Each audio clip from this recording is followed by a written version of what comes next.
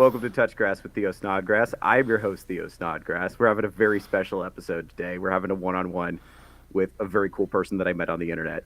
Jasmine, what's up, girl? How you doing? Doing well. How are you today? Hey, guys. All right, I'm doing awesome. So let's just jump right into it. Who are you, and what did you do? So essentially, you and I ran into each other online because I started using TikTok for the first time in my life a few weeks ago Mhm. and posted a week or two ago something that came up naturally while I was talking about something else and had like a moment where I was like, oh, hey, and I had a realization and posted it. And like four or 500,000 guys really, really related with that moment of realization and had a whole variety of thoughts and feelings about it. That's crazy. Okay, so tell me, what did you say in the video? Just summarize it very briefly, because we showed it last week on the show, so I don't want to show it again. But Awesome. summarize it very briefly. So I was trying to talk about Tinder and things that are basically listing the top few things that were the most like the see them and immediately not want to interact. And since I'm just looking for meeting like friends and women, only just looking for women on there, I was just talking about women and what their pages look like. And I think the second thing I listed, so it's at the very, very top, was that I had, and I just found out recently that this is even common to see in women's profiles, people's profiles. I've only seen women, but Sure. to say it's so ubiquitous to say entertain me, impress me, make me laugh, show me a good time, things like that. It was all about like, you do this for me. And there was nothing in there. Often with those people, there's nothing else in there at all. But so I listed that as while I was talking to the camera by myself at home, saying that that is something that instantaneously makes me not want to speak to that person ever in my life. And as I was saying that, I stopped and I was like, oh, so because what I was saying was that that makes me not want to interact because it sounds like you're expecting that I do everything, like that I come and impress you in this interaction where we're each meeting each other for the first time. That's horrible. And as I was saying that, I realized that's something I've heard before, and it's likely more common with straight women talking to men because there's more of a cultural, at least here in the U.S. and in a lot of like Western countries, it's a expectation for men to kind of go impress the woman, and that must be really, really annoying. And I asked, like, is that what it feels like for a lot of you that you're kind of on an interview or you're meant to go do all the work and impress a person, and they're not doing anything? And basically, the resounding answer was yes, that is what it's like. So,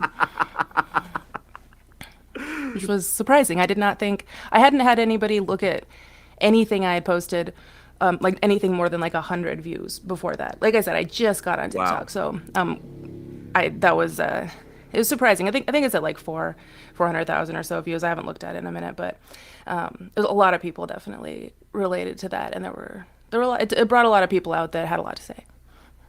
Wow. That's a bit okay. Hold on. I want to jump into this, but also I'm hearing an echo. I'm hearing everything. It might be Yeah. the stereo setup. I think it's on your end, Theo. Is it on my end? Yeah.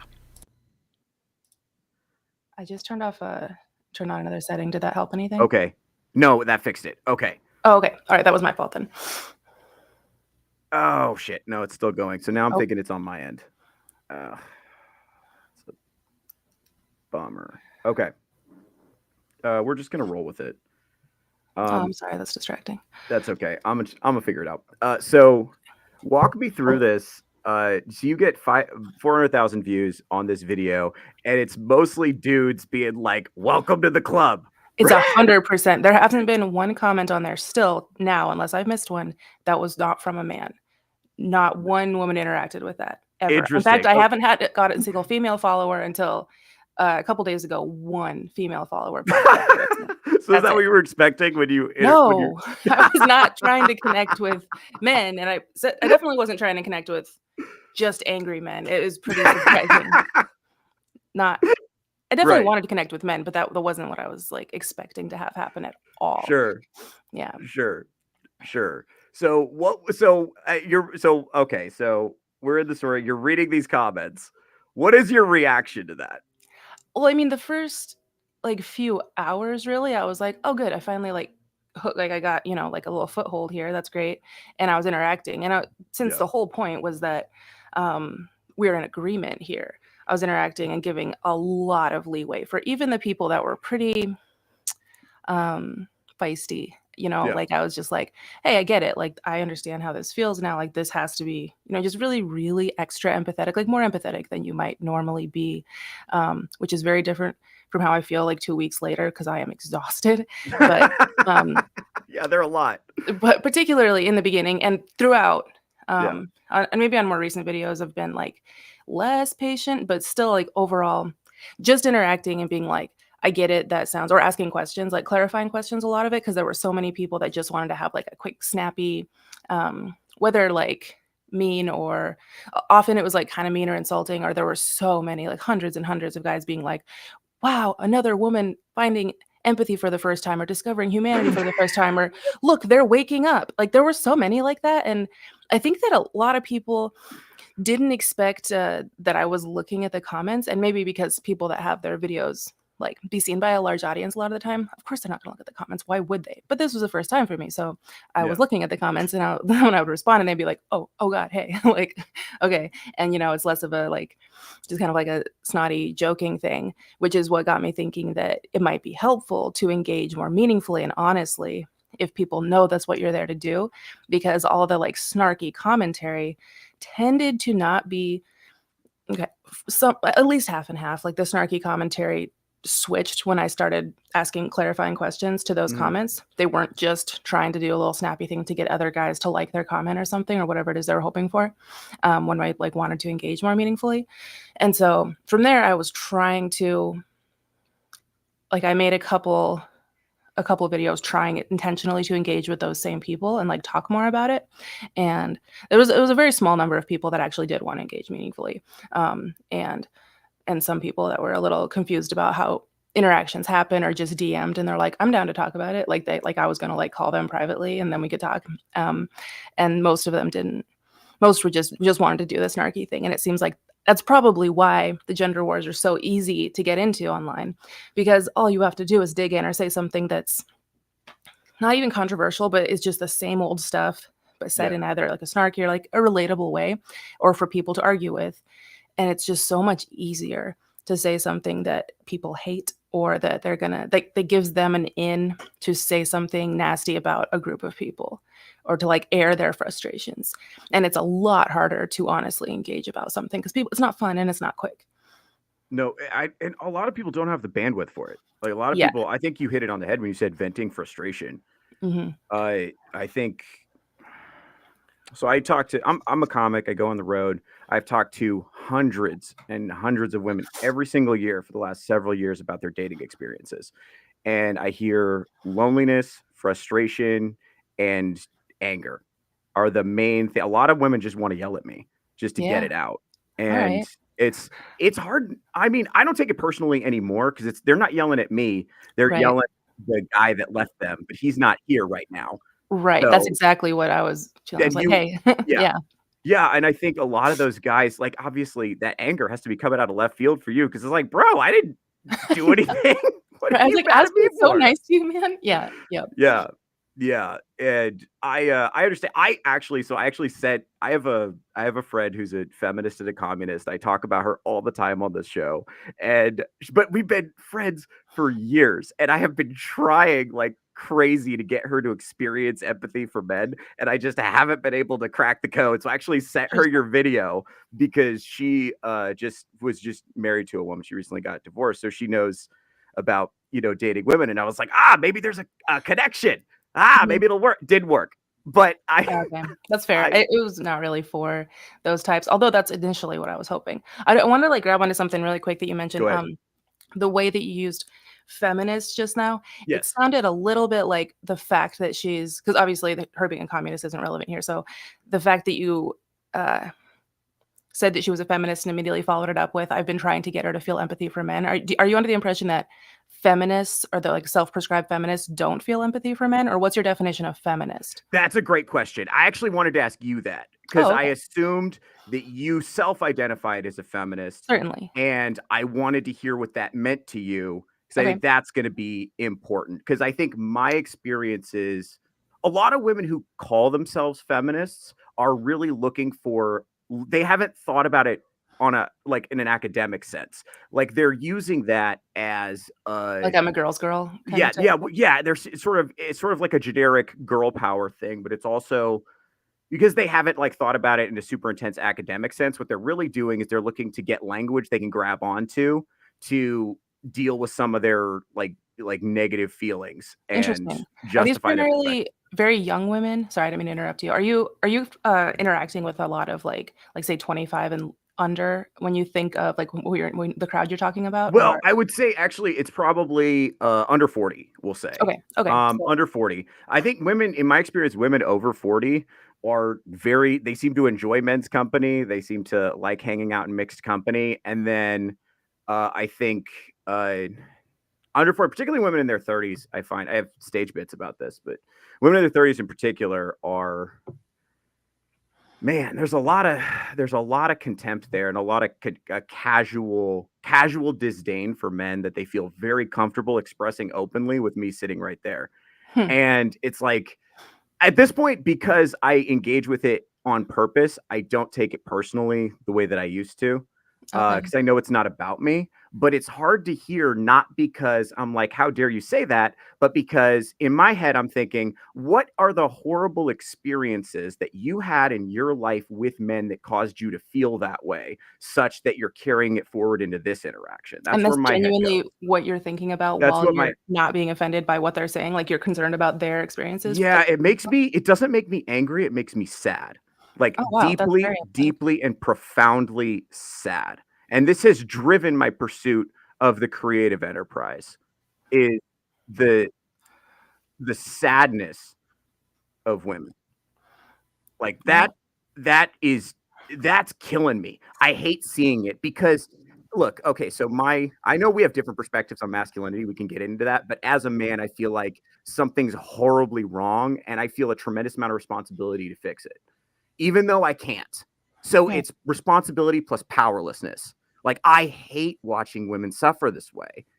And I don't know that's part of why you're here. I want more dialogue All and right. less of this, you know. And I saw a lot Yeah. of this. I'm not psyched about the comments you were receiving either, because it's okay that they're angry. And Mhm. I wish I hope it sounds like you were a little bit creating space for them to be angry. Their experiences are valid, kind of the same way I try to when Mhm. I have some of these potentially contentious interactions with And the that women was that I the meet. intention, yeah. Bingo. Okay, that's what I'm trying to get at here. Is like, okay, It just so it I felt like don't. I put in more effort than they were willing to put in, which Yes. bothered me because a lot of like, the arguments that come up, online when just let's just say even say, like, Women's Day or when we talk about women's rights and the "what Yeah. about men's rights" type of people, or when we talk about women's mental health and we're in say, like, if I'm in, like, an online space that's primarily women or it's the speaker's a woman talking about women's mental health, there's always gonna be some guys in the comment section saying, like, "What about men's mental health?" But they're never Right. going to go start a conversation about men's mental health. They only want to talk about it when the woman's talking about women's money, but, like, we're allowed to talk about I our own see. issues, and so that's kinda like the thing, so that's why I felt a little bitter after a while because I was like, "I'm trying to do you a solid by being the one to start the conversation, and you're not putting in the energy to start the conversation, and I'm meeting you there. I'm the ones, like, holding the extra Dude. burden here of starting it, and you're not even doing the bare minimum to meet me there, so that's frustrating if you're just gonna keep spouting and saying, 'You want this problem fixed,' and I'm gonna start by, extending, like, Yeah. but yeah, so that was a little frustrating. They didn't wanna quite meet anywhere for the most part. Obviously, there were some people, but the ones that interacted that were reasonable weren't having the problems that I wanted to talk about because they were already good. They were already fine. They weren't seeing the same problems, honestly, Yeah. which is interesting too because obviously there's a certain type that wants to comment in there, and there's a certain we all have our bubbles, and some of them bounced in there, but there just isn't the passion to put the time into Yes. interacting about a problem if you're not Yes. having that problem. So it's obviously self-selecting for Yeah. those that are so frustrated because that's passionate. Frustration's passion, Sure. it's not Absolutely. comfortable, but it gives you a lot of energy. No, so it's funny. I want to click on that a little bit. This is you are having a like the mirror experience to what I experience when I try to engage It sounds like it. with women on this issue. And so this is kind of eerie. I feel like I'm staring into a funhouse mirror right now. It's like I got, like you said in an Instagram video you posted, you should create a Your profile alter that's the ego. opposite of you. There's And the I'm guy. like, that's me. I'm the opposite of you. And we're having the same experience. I think it's hard.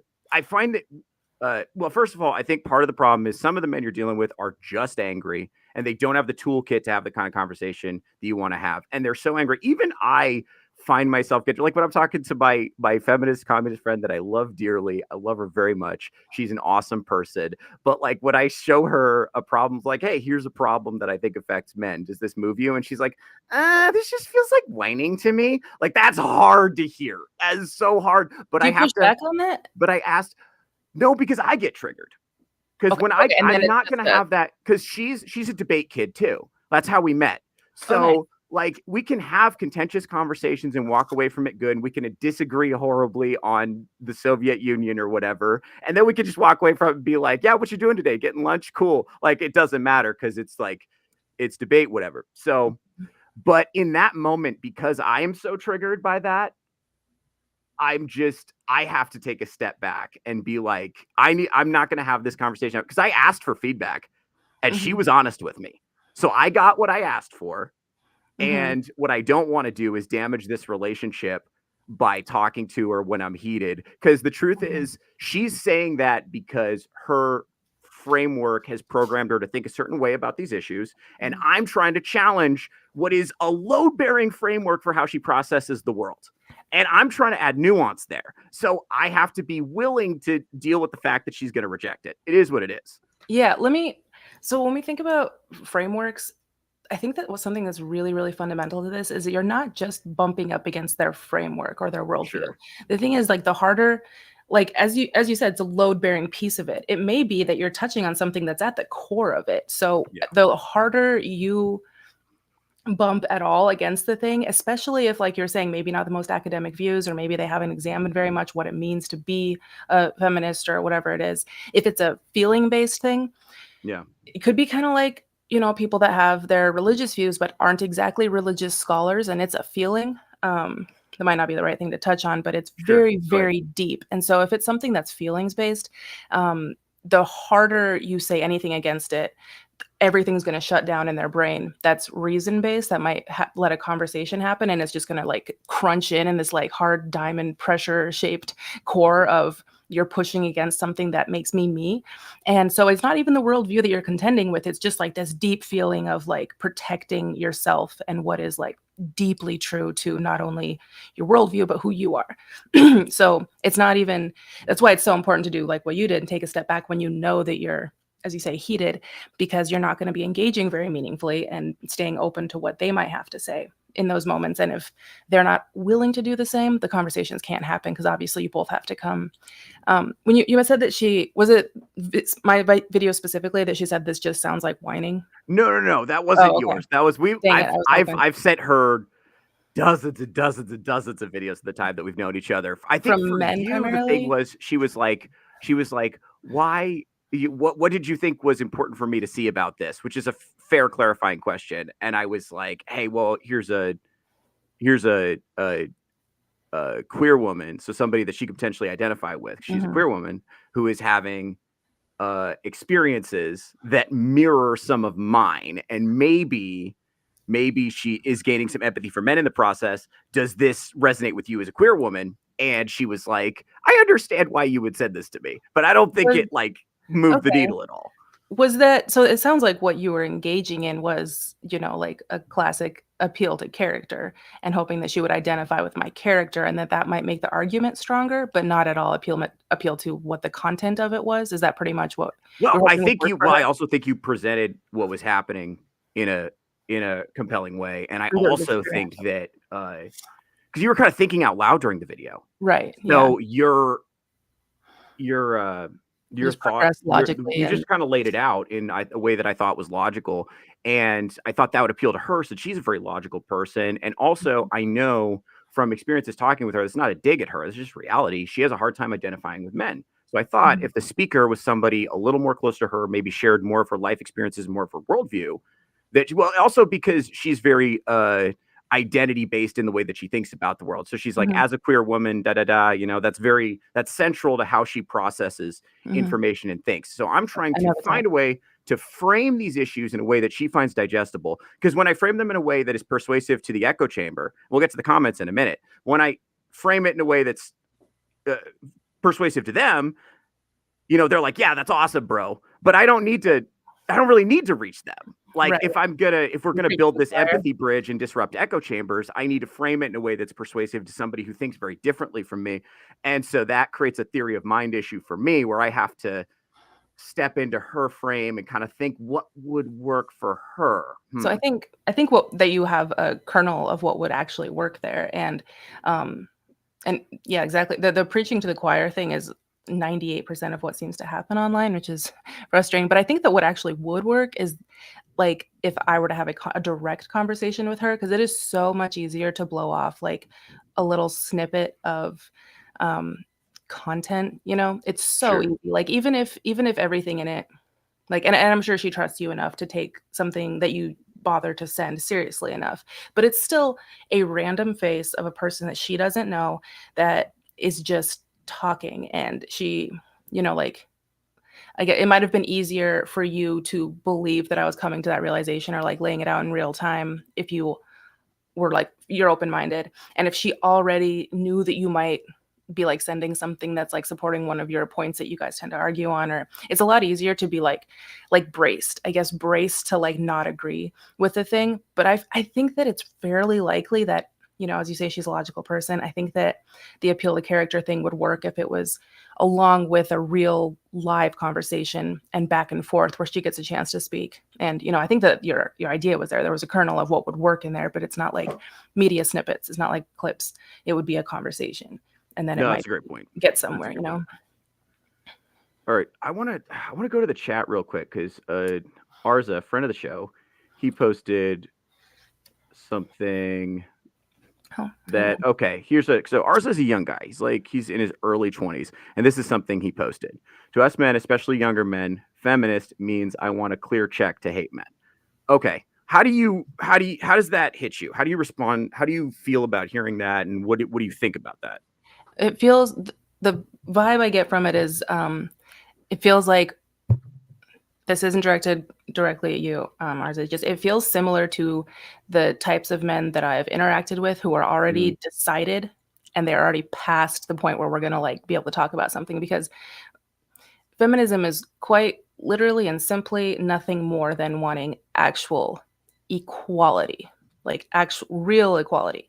And so many people like to make little snippets about they just want equality in these areas and not in these areas. They don't want to have to be a part of the draft, or they don't want to have to like pay for meals on dates, but they do want to have like, extra, DEI access to jobs. And so feminism is real equality. So if you're talking to a self-prescribed feminist and they're talking about something that would give women benefits in society while either taking it away from men or not, letting equality come through in ways that wouldn't help women, if it's not across the board equality, then it's just not like feminist. And obviously it's more nuanced than that once you get into it, but it's certainly not like even my tech support who was in here helping with the sound earlier.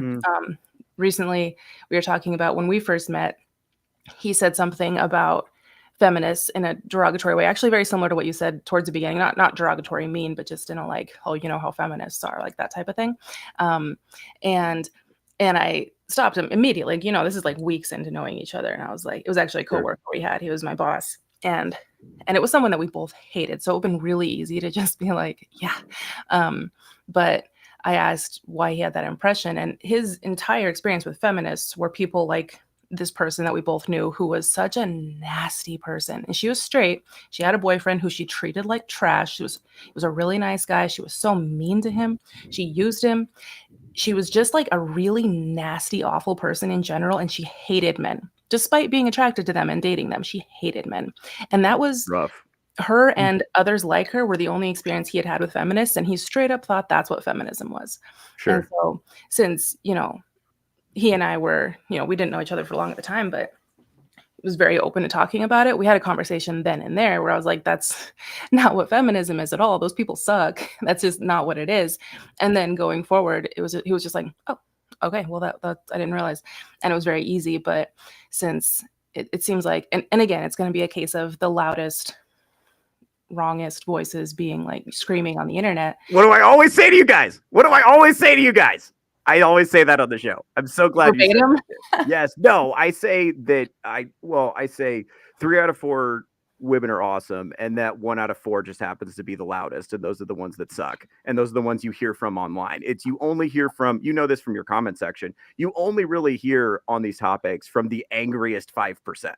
Yup. That's what you're dealing with. You're not dealing with rational actors. Right. I'm They're so not glad you doing said their that. lives, right? They're busy doing other things. They're not in this like that, because why would they Yeah. be? Yep. Let me ask you something. I wanna give you some gentle pushback. What do you say to people who say that you're that's a little no true Scotsman? You know, saying, well, no real feminist would act like this, and so on. Do you feel like that is very, very, very fair. Now, up until recently, because again, we've been in such different bubbles. Yeah. I am not familiar with seeing those type of feminists. So in my little bubble, those people are so few and far between that it is very easy for me to try the no true Scotsman and just be like, those guys suck. I'm guessing that this is pretty pervasive in your experience and your followers' experience. Is that yes, ma'am. to be what feminists Yes, ma'am. like? They're coming and bothering us. They're not talking to you. Interesting.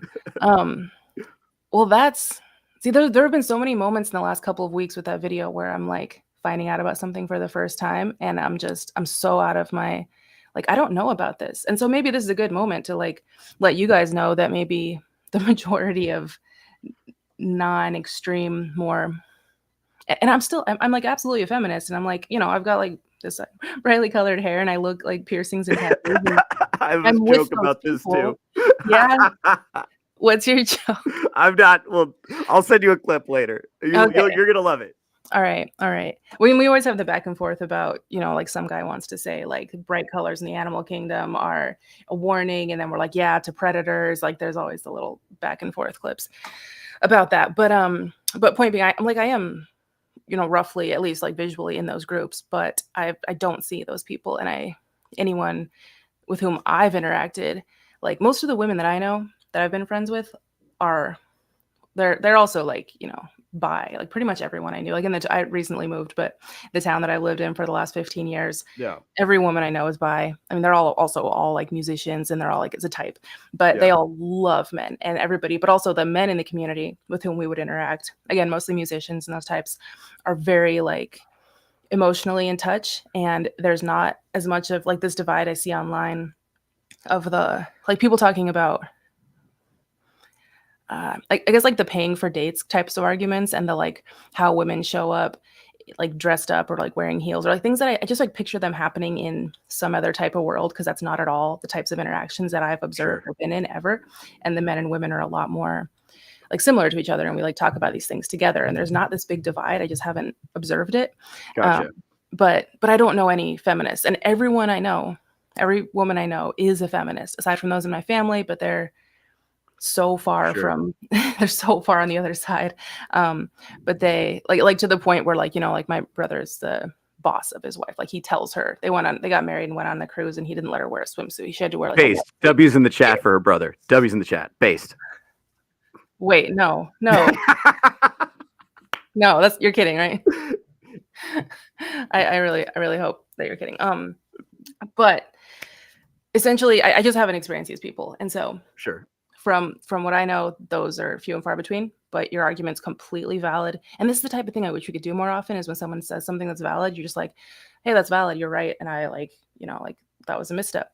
So the people, it sounds like I'm learning right now that a lot of the people representing feminists are doing so in a way that's really, really unhelpful.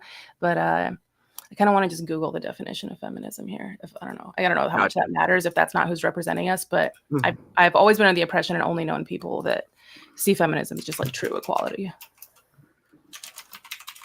Sure. I will say, I'm looking at the chat here. Allie's here. What's up, Allie? Friend of the channel, Allie. All right.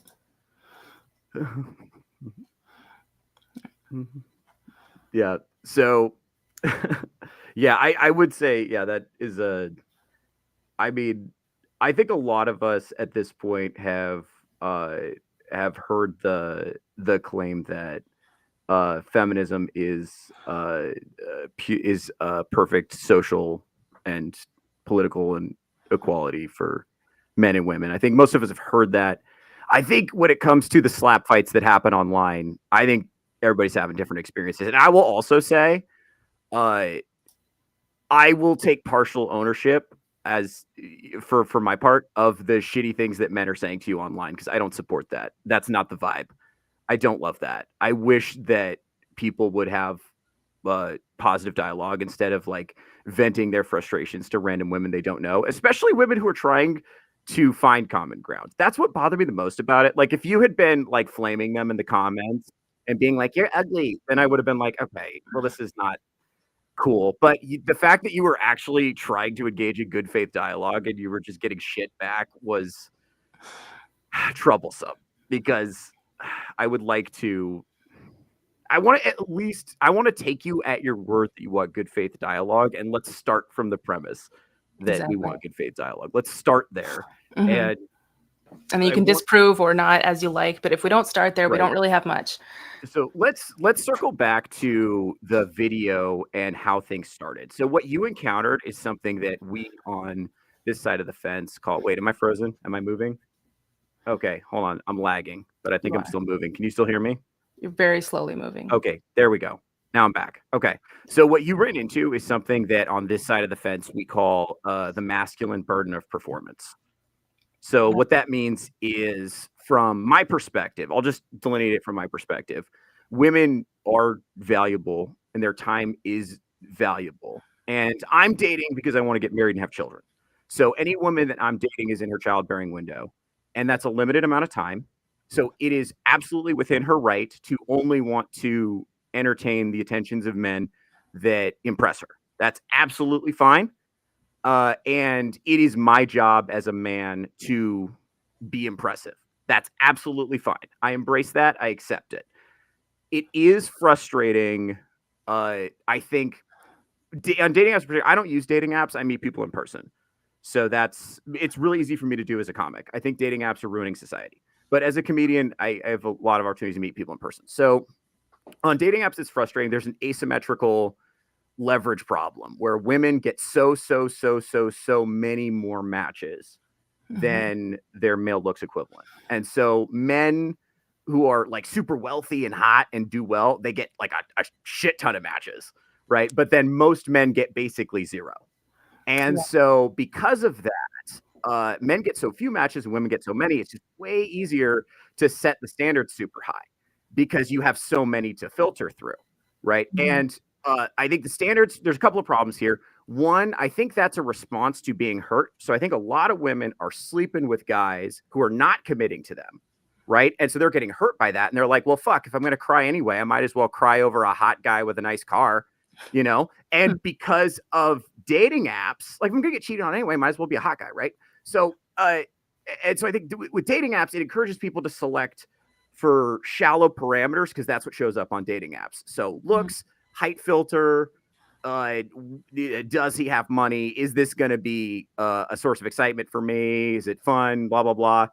And then they kind of get stuck on their highest setting. And then, when it comes to guys who actually would commit to them, they're like, nah, we're too good for you kind of deal. I think that's how a lot of men feel it's playing out. And I think this has to do with it's just a numbers game. Like this isn't even really a dig at women. Like if I had like thousands of matches to sort through on a dating app, I would blow off most of them and I'd probably be rude about it. And I'd probably be really picky. That's just what happens to humans who have options. This is Mhm. not like, it's not a women are evil thing.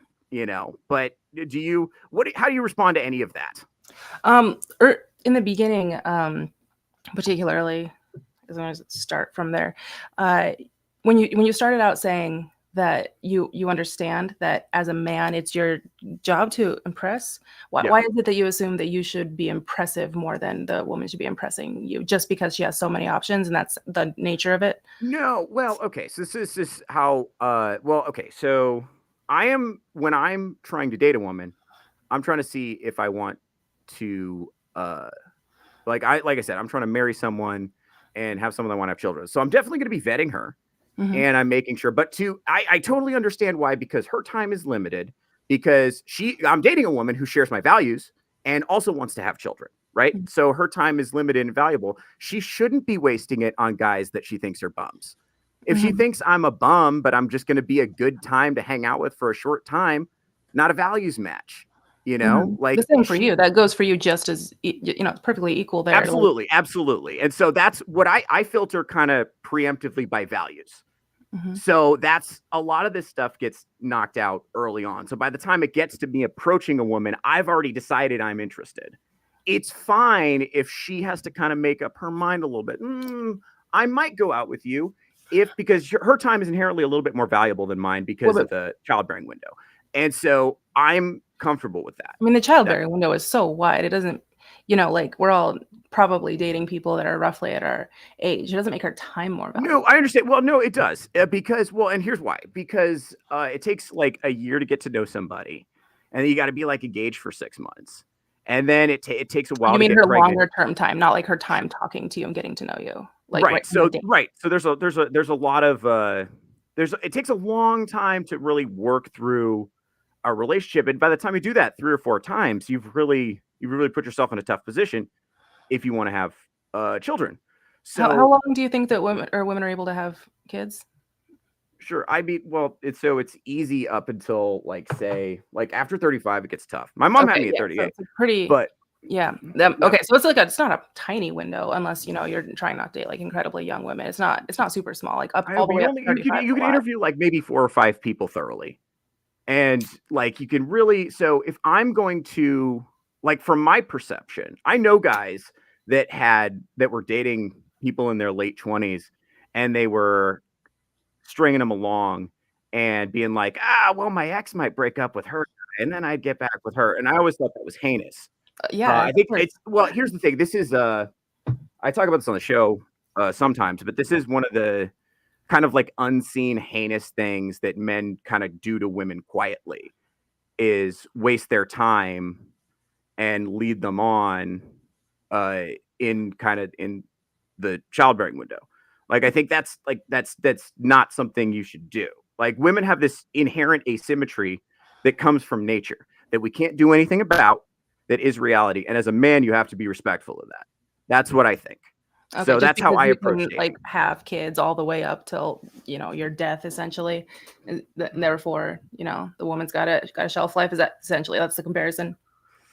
Yeah. That's. I mean, But if obviously, I don't want to you have kids when I'm dead, but right, so you know that's what I what I'm mean. just what I'm kind of wondering because if you're Yeah, you know trying to date a peer, your window isn't that much different because you don't want to be 60 and having kids either. So you've also got like a somewhat of a you don't want to do activities with your kids. You want to like go out on trips and hikes, and you also have like a. I just don't think it's such a huge, crazy division that we should be treating each other so differently because of it. Because you want to have kids like together, and not be. sure, You also want to sure, be roughly. You probably don't want to be sure, too much older than 40 to start having your kids either. So it sure. doesn't seem like this division where we should like based on that treat each other totally differently. Like Yeah. at least not as like a core thing. Like I guess I somewhat get what you're saying, but if it's like the thing, then I would probably stick on that point. No. Well, the other thing too is this point of most, especially women of quality, have a lot of choices.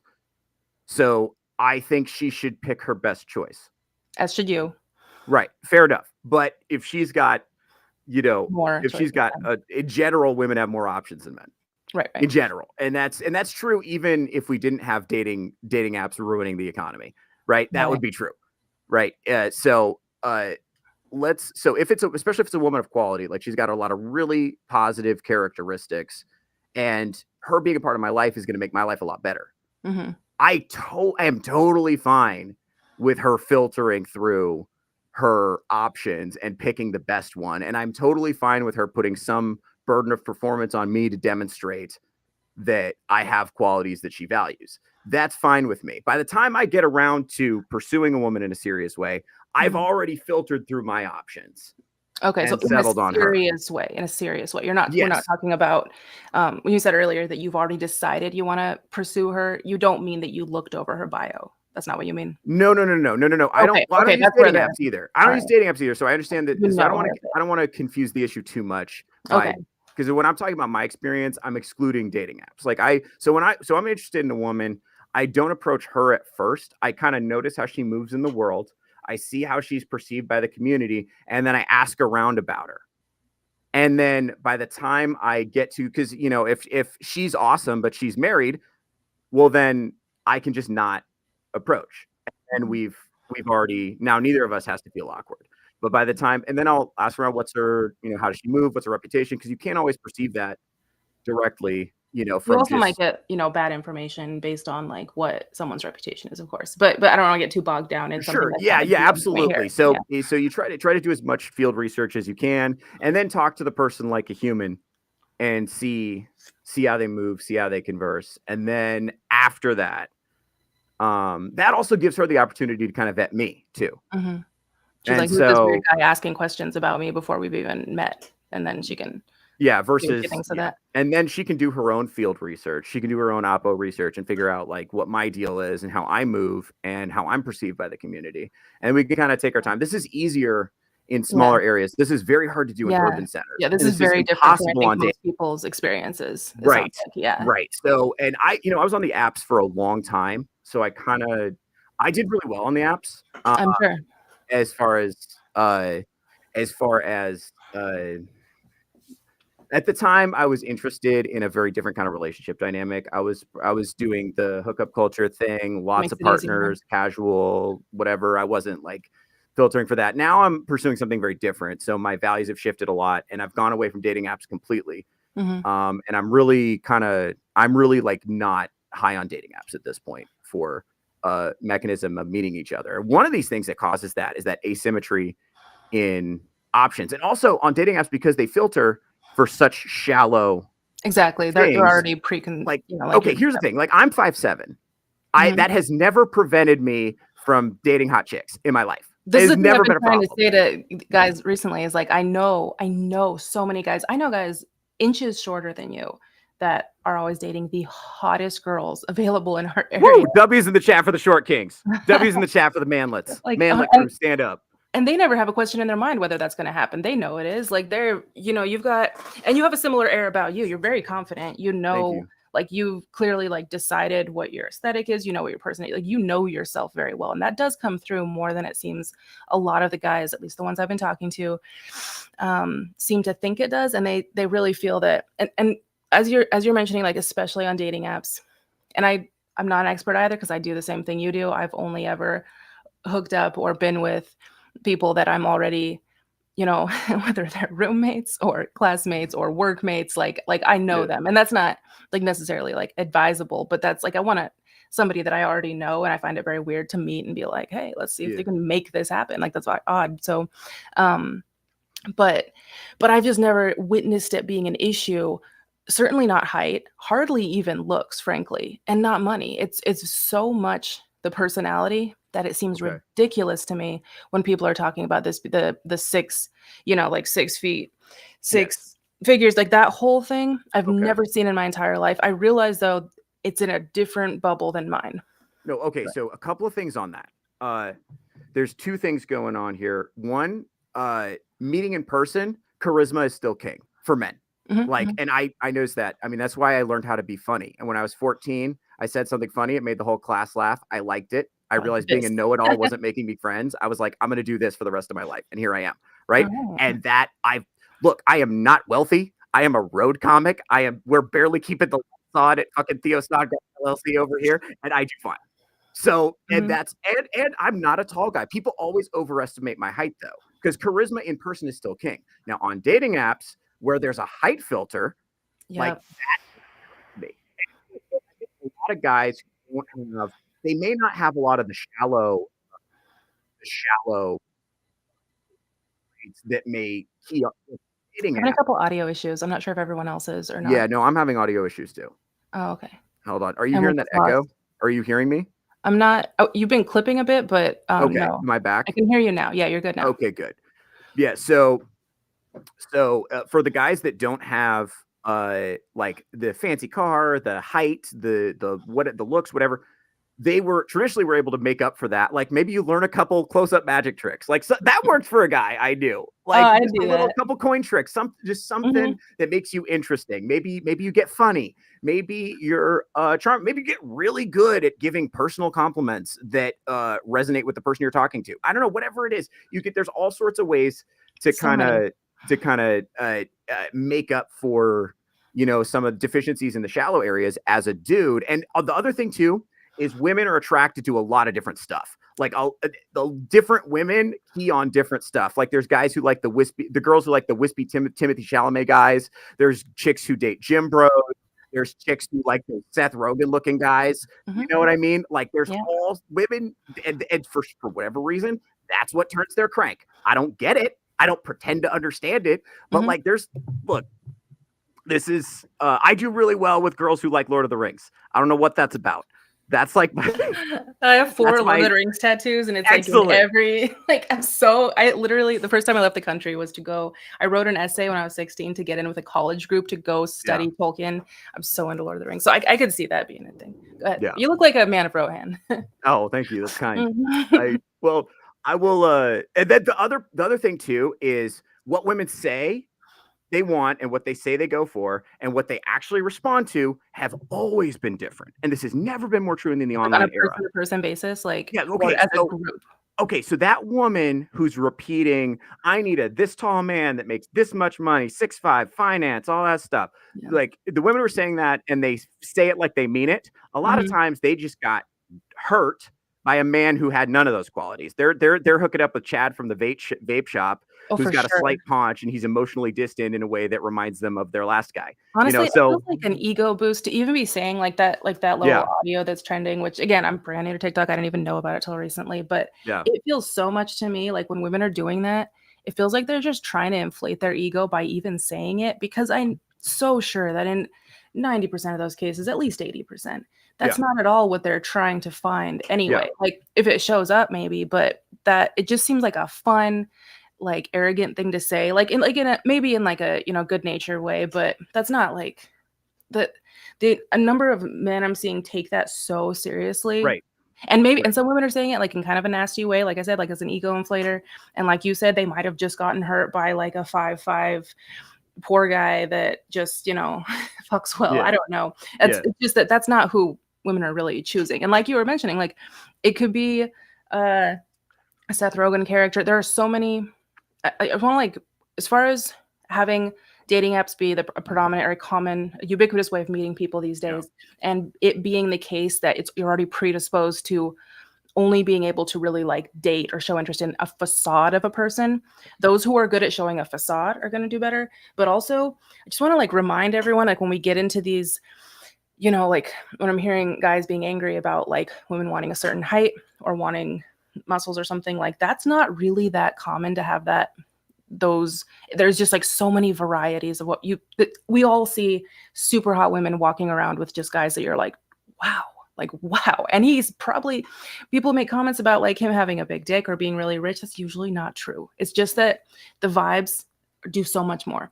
And I want to remind everyone that the way women look really does like a lot of the reason that so many are ending up in these connections with women, that they jump at you leap at this opportunity because she's hot. And then there's all these things you hate about her. That's on you, man. Like I keep saying that. Get that on the show. Oh, good. We really have the alter ego thing. But like that really is on you. You can choose, like women aren't doing the looks filtering nearly as much. And maybe it's subconscious for a lot of guys, but and I know that men find all types attractive. I get that. And like, I really, really get that. But there is so much more of a filter of like, this is the type of woman considered hot. And like the closer whoever can present their facade to looking like that, especially up front, online where you can like have just a facade like that. That's the first thing you're looking at almost always. I'm not like trying to like, any personally, but as a group, that's the first thing you want, a beautiful woman almost always. And like everything else, like, I feel like that scores so many more points. That category is like weighted so heavily that, I mean, you guys really got to yell at yourselves a bit that you are so predisposed to wanting the hot girl that you're ignoring all these other things. Because I mean, I've experienced it so many Do you mind times. if I jump in? Do you Yeah, mind if please. I jump in here? So, you're right that men are looks focused in a way that ends up being to their detriment. Mhm. And as a guy who I'm blessed to have a lot of options in my experience, like I have the joke, I'm looking for a 6 out of 10 who knows how to use an air fryer. What I mean by that is I'm looking for a girl who's going to be in the trenches with me and is really, really values me as a person and has a kick-ass personality and can do stuff. And a lot of times, like I'm looking for other factors because a lot of times, women who are like exceptionally, you're right, women with exceptional physical beauty, they get a lot of options. But like this happened to Marie Antoinette, where the reason she got killed later in life was because she never in her life had to make anyone else happy or factor in anyone else's feelings. And so that taught her to think a certain way. And it made her kind of unpleasant to be around. And then when people started rioting in the streets, she was like, fuck them. And that didn't go well for her. Right. And That so happens. you run into that. And this is, by the way, not all beautiful women are like this. A lot of beautiful women kick ass too. We're not, but if you're selecting for looks predominantly, then Mhm. you're going to run into those kind of problems. It just is Mhm. what it is. You're ignoring people. I totally get that. And that's totally valid concern coming from the girl side. Totally get that. What I will say though, most men do not have access to beautiful women, even if they want to. So you're talking about it's really only a few guys, like maybe 20% of guys that even have the option When you say beautiful to women, date. like, what do you mean specifically by that in this conversation? Right. Okay. So I'm going with kind of what you said. The in conformity with the societal beauty standard, So are we whatever that. talking like, So thin, like conventionally long, attractive. like big Yeah. tits, very thin, long blonde hair, puffy lips, like that Yeah, type of sure, sure. Well, yeah, like I don't Instagram know if model men are look? psyched about the puffy lips. I don't know that they're selecting for that as much, but and I don't know that men care about like bust size as much as you might think. And I don't know. So I guess more I like it's pretty easy for a lot as long as you're very fit, it's very easy for a lot of women to fit. Okay, not very easy. If you put a ton of effort into your makeup and hair, you can, as long as you're right. thin, basically, not even fit, actually, as long as you're thin, you can fit because you can dye your hair. You can put Yeah, so much makeup on. So sure. basically, thin women that want to bother to look beautiful is Well, kind okay. of what Yeah. matches. Yeah. And so this is a point too, is for what most women could be attractive to most men. And but there is a lot more emphasis on looks for you guys. Mhm. That's true. One of the benefits of being a man, this is the benefit of the masculine burden of performance. I'm not tall, but that doesn't matter because I can make up for it with other things. You know, that's fine. And so the benefit of being a guy, the drawback is you have to cultivate other qualities. Most men are not hot enough to get laid off that alone, right? You got to cultivate other qualities. Mhm. But the benefit is you get to cultivate other qualities. Like if you were a girl and you're just like, you just don't got it in the face for whatever reason, Mhm. you just don't got it. God didn't bless you that way. There's not, it's hard. It's much harder for women to compensate for that in a way that Mhm. makes them appealing You to could men. have a woman who is a literal saint, who is the best in bed. She's a genius. She's got 4 PhDs. She just does charity work, but Yeah, she has an ugly face. What are all people when people talk about her, they're gonna talk about her face. If that's the person yeah, that like is your partner, they're gonna be like, "Oh yeah, the one with like the ugly girlfriend." Like that's the first thing about like that's like I said, that category is so weighted. That's like the main thing you are while sure. talking. Like I intentionally didn't wear any makeup on this so we could like talk Based. because I like wanted to like make sure that I was like thinking about this being a conversation between two people. And I've Sure. been through many different phases in my life of being like in that hippie town I was talking about. Like, Yeah. in my 20s, I was the top of that goal for the guys there. Like that is the type. I had like long dreads and looked like Jack Sparrow and like did some modeling. Like I was the top goal Fuck for yeah. what those guys wanted to look like, or, wanted a woman to look like. Yeah. And the experiences there, like the shallowness is so harmful too. It's not good for anyone, but it's like so the thing. Like so much so that even literally my professors, man, it was just the behavior was just like really crazy. And obviously that's anecdotal. That's not real evidence, but we have so much real evidence that that's like the thing that men are seeing in a woman Sure. way before she's a person. And it's weird because it's half the population. Like it's a weird behavior, and I'm sure it's really hard to like go in and self-correct for any of that. But and women are playing into it too, because Yeah. that's Well, like let me that's a ask you power something. you have. Let me ask you something. I understand that you feel like it's weird. Does it have to change? Can we just say that's how it is and accept it? When you say that, do you just mean that men are so into like looks being the thing? Yeah, that men are into looks and women like it when men have a certain je ne sais quoi. Like we have the masculine burden of performance, and But that's so women much are kind of better expected for to be you as a hot, and person. that's okay. Like, Can we live but in that world? like as you were saying, you get to cultivate other qualities. Like other than that, just meaning like you get to make up for your lacking physically. It's Yeah, also like you get to develop as a person better. I would prefer that we obviously changing society, or depending on how you look at it, changing, a lot of people say it's just biology and we could never possibly. sure, I think it's probably society and it's a lot more nurture than nature here. But sure. it would be so much more helpful if we all looked at each other as people. It would take a lot of the pressure off Right. men too, but like it is better for your like evolution, your personal evolution, to go cultivate these other qualities than to spend a bunch of your time trying to look hot. It fucking sucks. It makes you vapid. It sucks so much of your soul out. It's not helpful. If you're going to go learn magic tricks and like be funny, that's fun. Like that's good for you. That's No, but like literally men good don't for give a you. shit about those things though. What do you like? Like, Wait. like Men if a don't give a girl shit about knows someone magic being tricks, that doesn't interesting. move the needle at all. Excuse, like yeah, that's true. I do magic tricks and nobody has ever been impressed by that.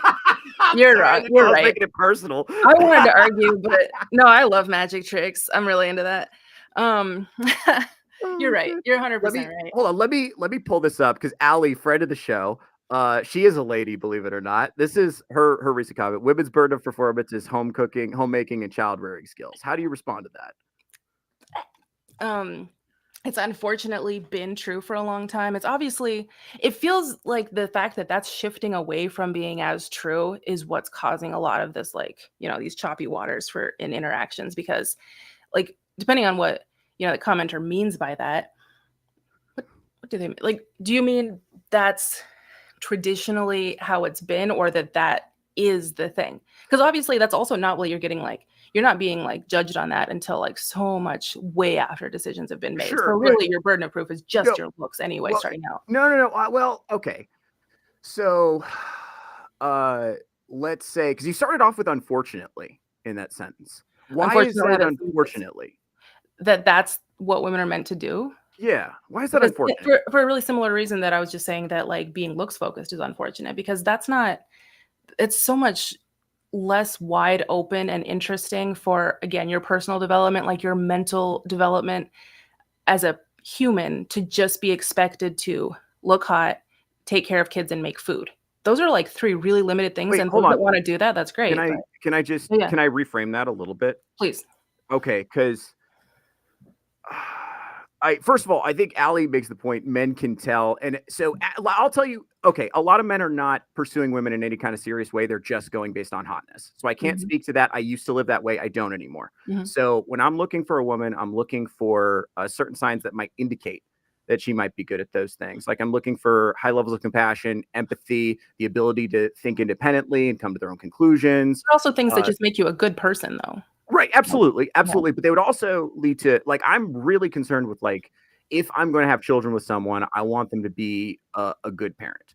Hmm. And for instance, I prefer to date women who are very well read because a woman who's very well read knows a lot of things, and she will probably want to read to children. I want my children to be well spoken and thoughtful and into reading. And if mom and dad are reading all the time, Hmm. the kid is going to think, "Oh, that's a cool thing to do. I should read too." Okay, You but know? these are actually just attributes that you like in a person. You want your kids to show up, like end up being this way, because you think that that's something that makes someone like a good, valuable person. I think it's going to set them up to That's be not successful. relevant to just being a good at child rearing or making food.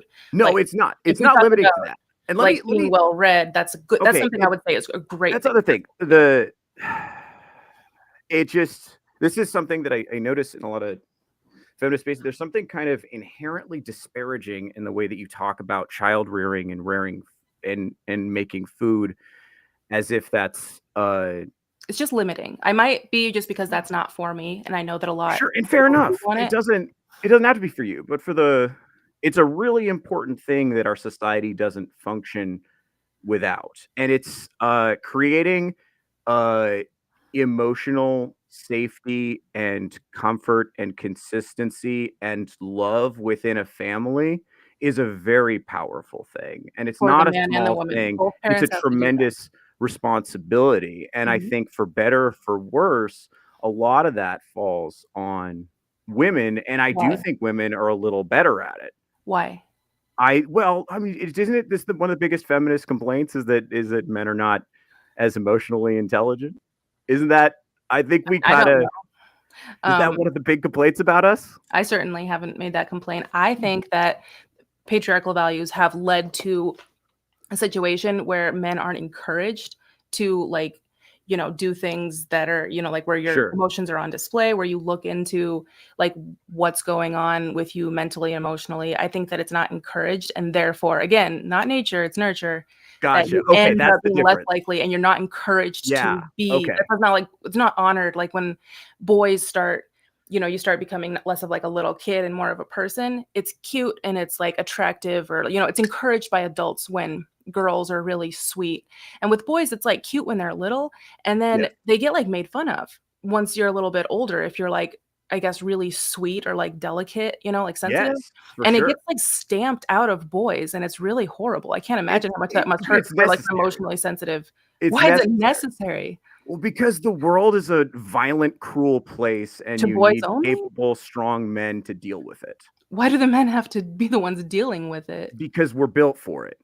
So you have to in this modern world where like Mhm. troops aren't even as relevant because of the weaponry we have. Men have to physically deal with the world more than women Yes, with and your I'll tell you muscles. why. You have to use your muscles Because to this the world. modern world that we have, that we're so comfortable in, is very fragile, and if we do not maintain it, we will lose it. We are not a post-history society. We are vulnerable to all of the same war and famine and pestilence that our ancestors dealt with. That's not permanently in the past. It's just long enough ago that we've stopped respecting it for how dangerous it is. And I believe now, I'll like cards on the table. I believe that the purpose of a society is to make women and children safe and comfortable. That's what I think it's for. Like our job is to create safety and comfort for women. The walls keep the barbarians out, Who lays right? out these rules? Do you mean that we've ended up structuring things this way? Or do you think that there's like a God that says this is how it's supposed to be? Right. Like, where's this Okay. coming Well, from? cards on the table. I'm a Catholic, I so kind of I'm thought coming. so as we were moving along Yeah, here. Okay, okay. I'm coming to it from a Catholic conservative perspective. Conservative with a small c. I don't necessarily Mhm, mean politically conservative. I mean, I take my faith really seriously mhm, and I practice it as seriously as I can manage. And okay, that's important to me. And that frames the way I see the world. So that also frames what I want, okay. but also I'm trying to, like I said before, I'm trying to date a values match. So I'm Yep. trying to date a woman who already agrees with me. I'm We not trying and to we can convert get nobody. into, that stuff. I was raised Mennonite, and I Oh was shit, really? oh, yeah. I'm Oh a shit. very, very I was so religious. Yo. There was a prophecy about me when I was a kid. It was so serious. I Oh had to stay shit. behind I got a after the prophecy rapture. baby. Really, it was so intense. I prayed every 30 seconds as a kid. I had to because it was, like, all on my shoulders. Mm. It I've I was, a zealot. I was so religious, um, my whole life. Yeah. So we can, like, talk about we can get into as much into that as you want. I've read more, biblical stuff than anyone else I know. Gangster. Um, but I guess the thing is that not everyone has that same belief system. So we do have to operate on. Are you familiar with Jean-Jacques Rousseau, like the social contract, Yeah. generally speaking? Okay. So when we talk about social contracts or Hobbes, like just in general, just a basic, very basic utilitarian social contract, Gotcha. that should fit everyone of all cultures and belief systems. And so if we're gonna at like when we like fundamentally get down to it and your reasoning Sure. comes from your religion and not it just happens to fit with it, then there's going to be like a pretty problematic like the worldviews are going to bump like really Yeah. fundamentally, and it Yeah. really is going to we have to encompass all of them. And Do we? well, I mean, in an I ideal, if we're shouldn't gonna we do like a Plato, like try and come up with like, like what he lays out in like his theory of justice. If we yeah. want everything to fit and be like an idealized society, What if we don't? you don't want to be have an idealized No. society. No, I What do think you want? pursuit of utopia is the way to ruin. I'm concerned with what's good for most people most of the time. That's what Like utilitarianism is. 70% of the middle of the. That's what I'm mostly concerned about. And there's always going to be outliers and people So who that's don't by fit. definition what I'm saying. And I think in a free society, people should be free to get in where they fit in, you know. And I totally, but I'm mostly like when I talk, like I speak to crowds. So when I say something in front of a group of people, I need everybody to be like, "Oh, that's true." But if I'm like not all da da da, then they're going to be like, it's going to sound like I don't have the courage of my convictions. And of course, I'm doing this in this platform, so I'm acknowledging the existence of outliers and the existence of nuance in all of these spaces. But I think in general, what's good for most people most of the time. I mean, of course, that's a given. Right. I guess that's what I'm concerned with. If we're looking for, so idealized may have been the incorrect diction for that, and I mean to like catch on a something like that. We're not talking like pure communism or anything that's like not going to work in application. I mean, idealized as in the sense like the best we can do for the most people, like straight up utilitarianism by definition. Yeah. The greatest good for the greatest number of people. So if we're doing that, it should fit as many people as possible. Again, not everyone. You can never possibly fit anyone with any sort of structure. Yeah. Like, or not everyone. So outliers will always exist, but we should have something that, because, you know, Christianity isn't even the biggest religion in the world. So just the best one. Base. W's in the chat for Christianity. Oh, is this like a straight up Christian group we got here? No, No, I'm just having fun. Oh, okay, cool.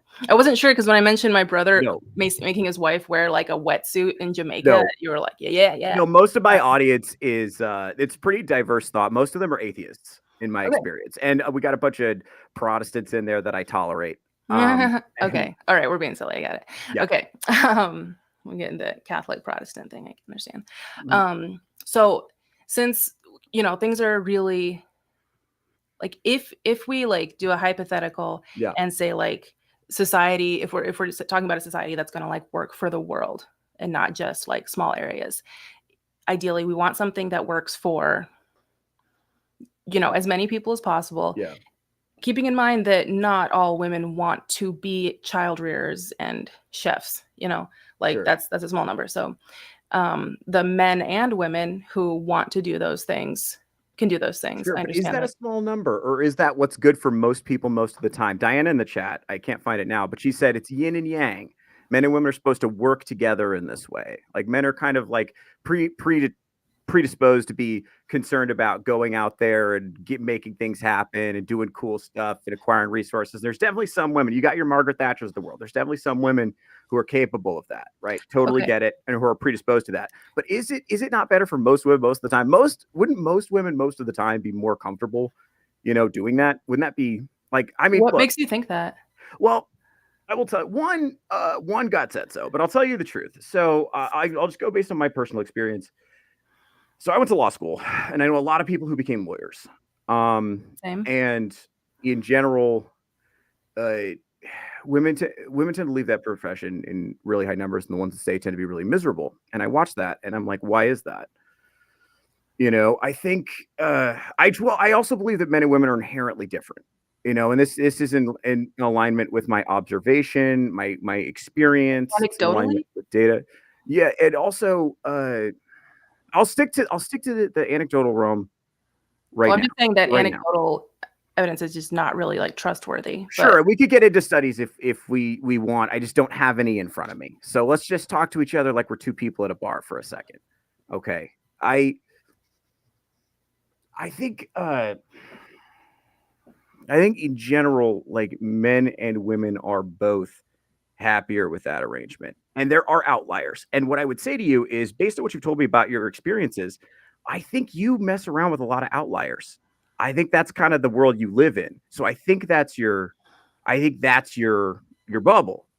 And I'm talking to like people in the streets, all the time. And it's not scientific, but it's I call myself a street level culture warrior.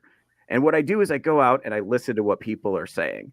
And I think most women are sick to shit of corporate jobs, and they are sick to shit of having to the stress of this is the brutal dog eat dog nature of the economy. And I think they would prefer.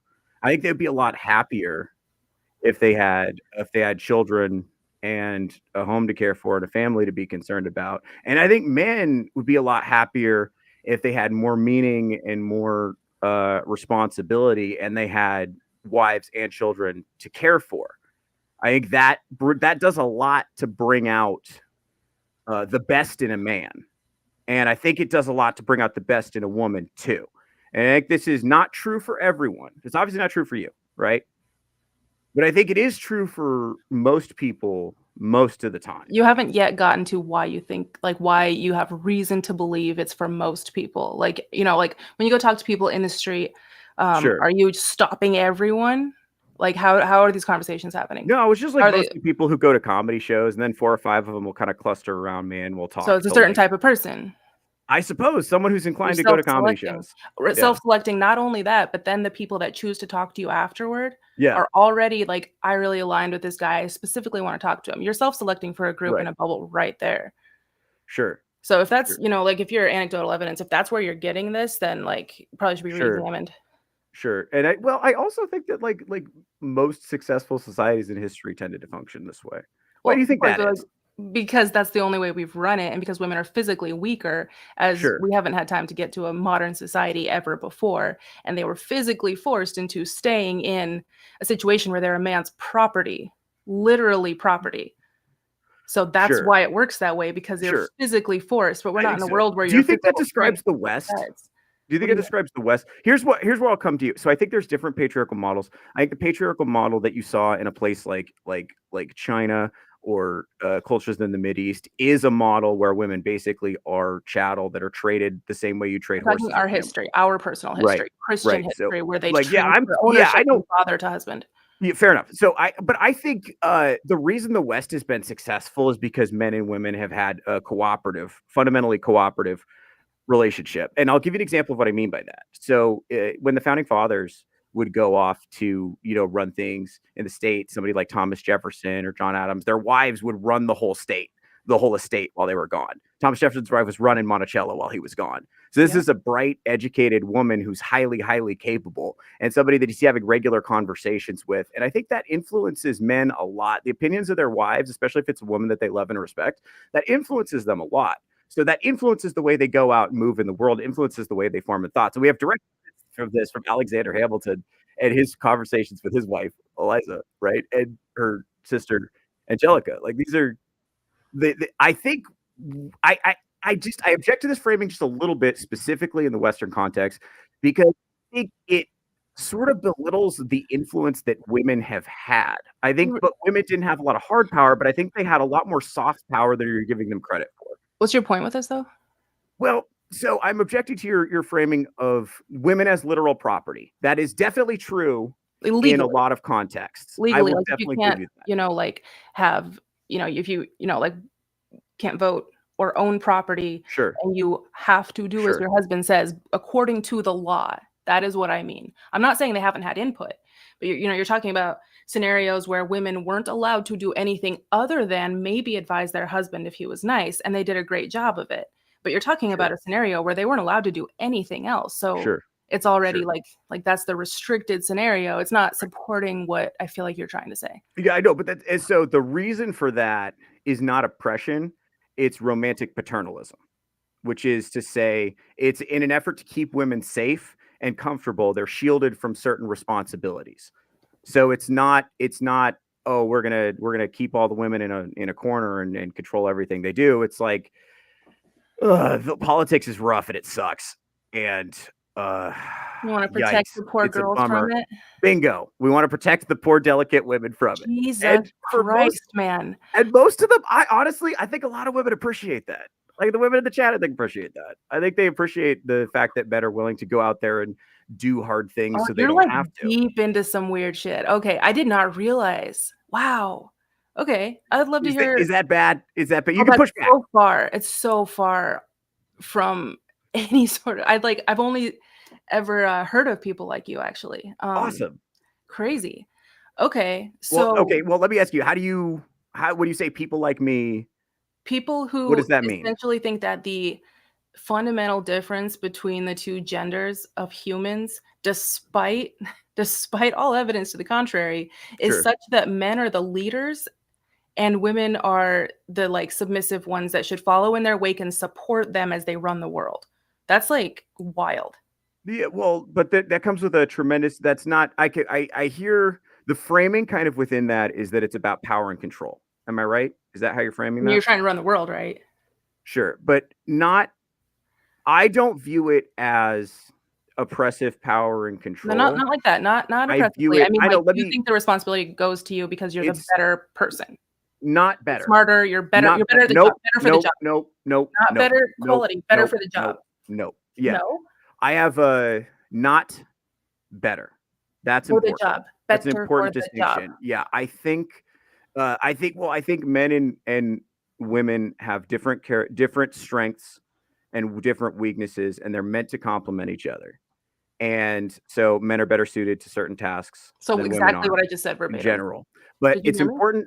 The only thing I object to is the framing of one being better than the I just other. said better for the job. Like, I I feel understand. like I you're just understand. cutting I off. understand. I understand. I heard you, but I want to make sure that I finish laying it out because uh, I think that what I you want want to. to I finish want to make laying sure I out is a use. I know. I misunderstanding want to make sure I use. cutting me off. I use all of my words first so that I get it out, and Please. then I kind of want to get your feedback from that because this.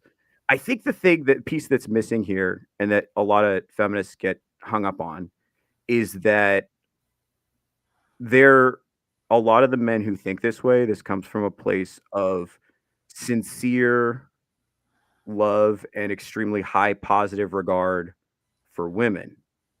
And it doesn't come from a place of hate or a desire to control.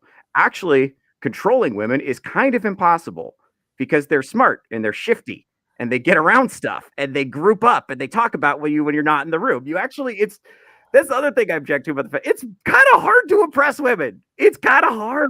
They're Oh, Jesus. crafty. Yeah. Go on. Go ahead.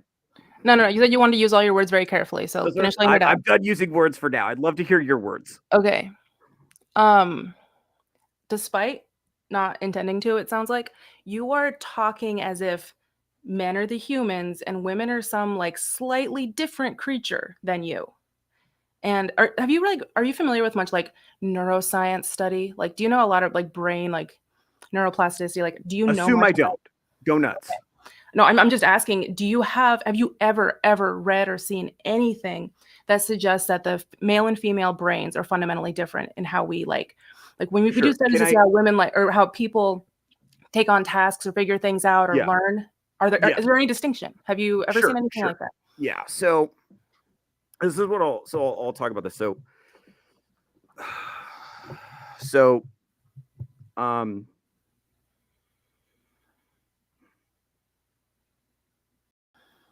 I'll start like women and men tend to be are equal in average intelligence, but the tails are longer in the male bell curves. There's more male morons and more male geniuses, right? And we see evidence in early childhood education that boys tend to benefit from a different educational model than girls. Like we see that. Anybody who's had children will tell you this. And in right? these studies though, like or in actual evidence we have, you're very aware of like cultural nurture of the differences. Yeah, fair enough. I think this is early childhood. This is a foundational difference in our worldview. So I think you're a little more of how much of a blank slater are you? Would you describe yourself as a blank slater? I don't know what you mean by that. So humans are a blank slate, and that culture can that, just copy and paste anything onto them, and you can essentially engineer people to behave in any way you want. Do you think that's true? It's not completely true. Sure. Yeah.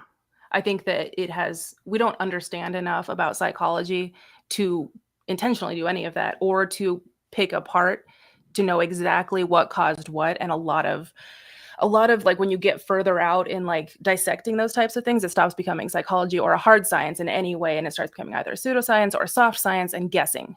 Sure. We don't know quite enough, but certainly a lot of it not entirely blank slate, like people, especially for people that are neurodivergent or have, but there's to the extent that it might work essentially well enough. There's a reason that we have like Muslim parts of the world and Christian parts of the world. If you were born in Iran right now, you would be having a conversation from the perspective of a Muslim Sure. person, and your belief system, you'd be talking about God and loving God and having the same feelings Sure. about God with a different name.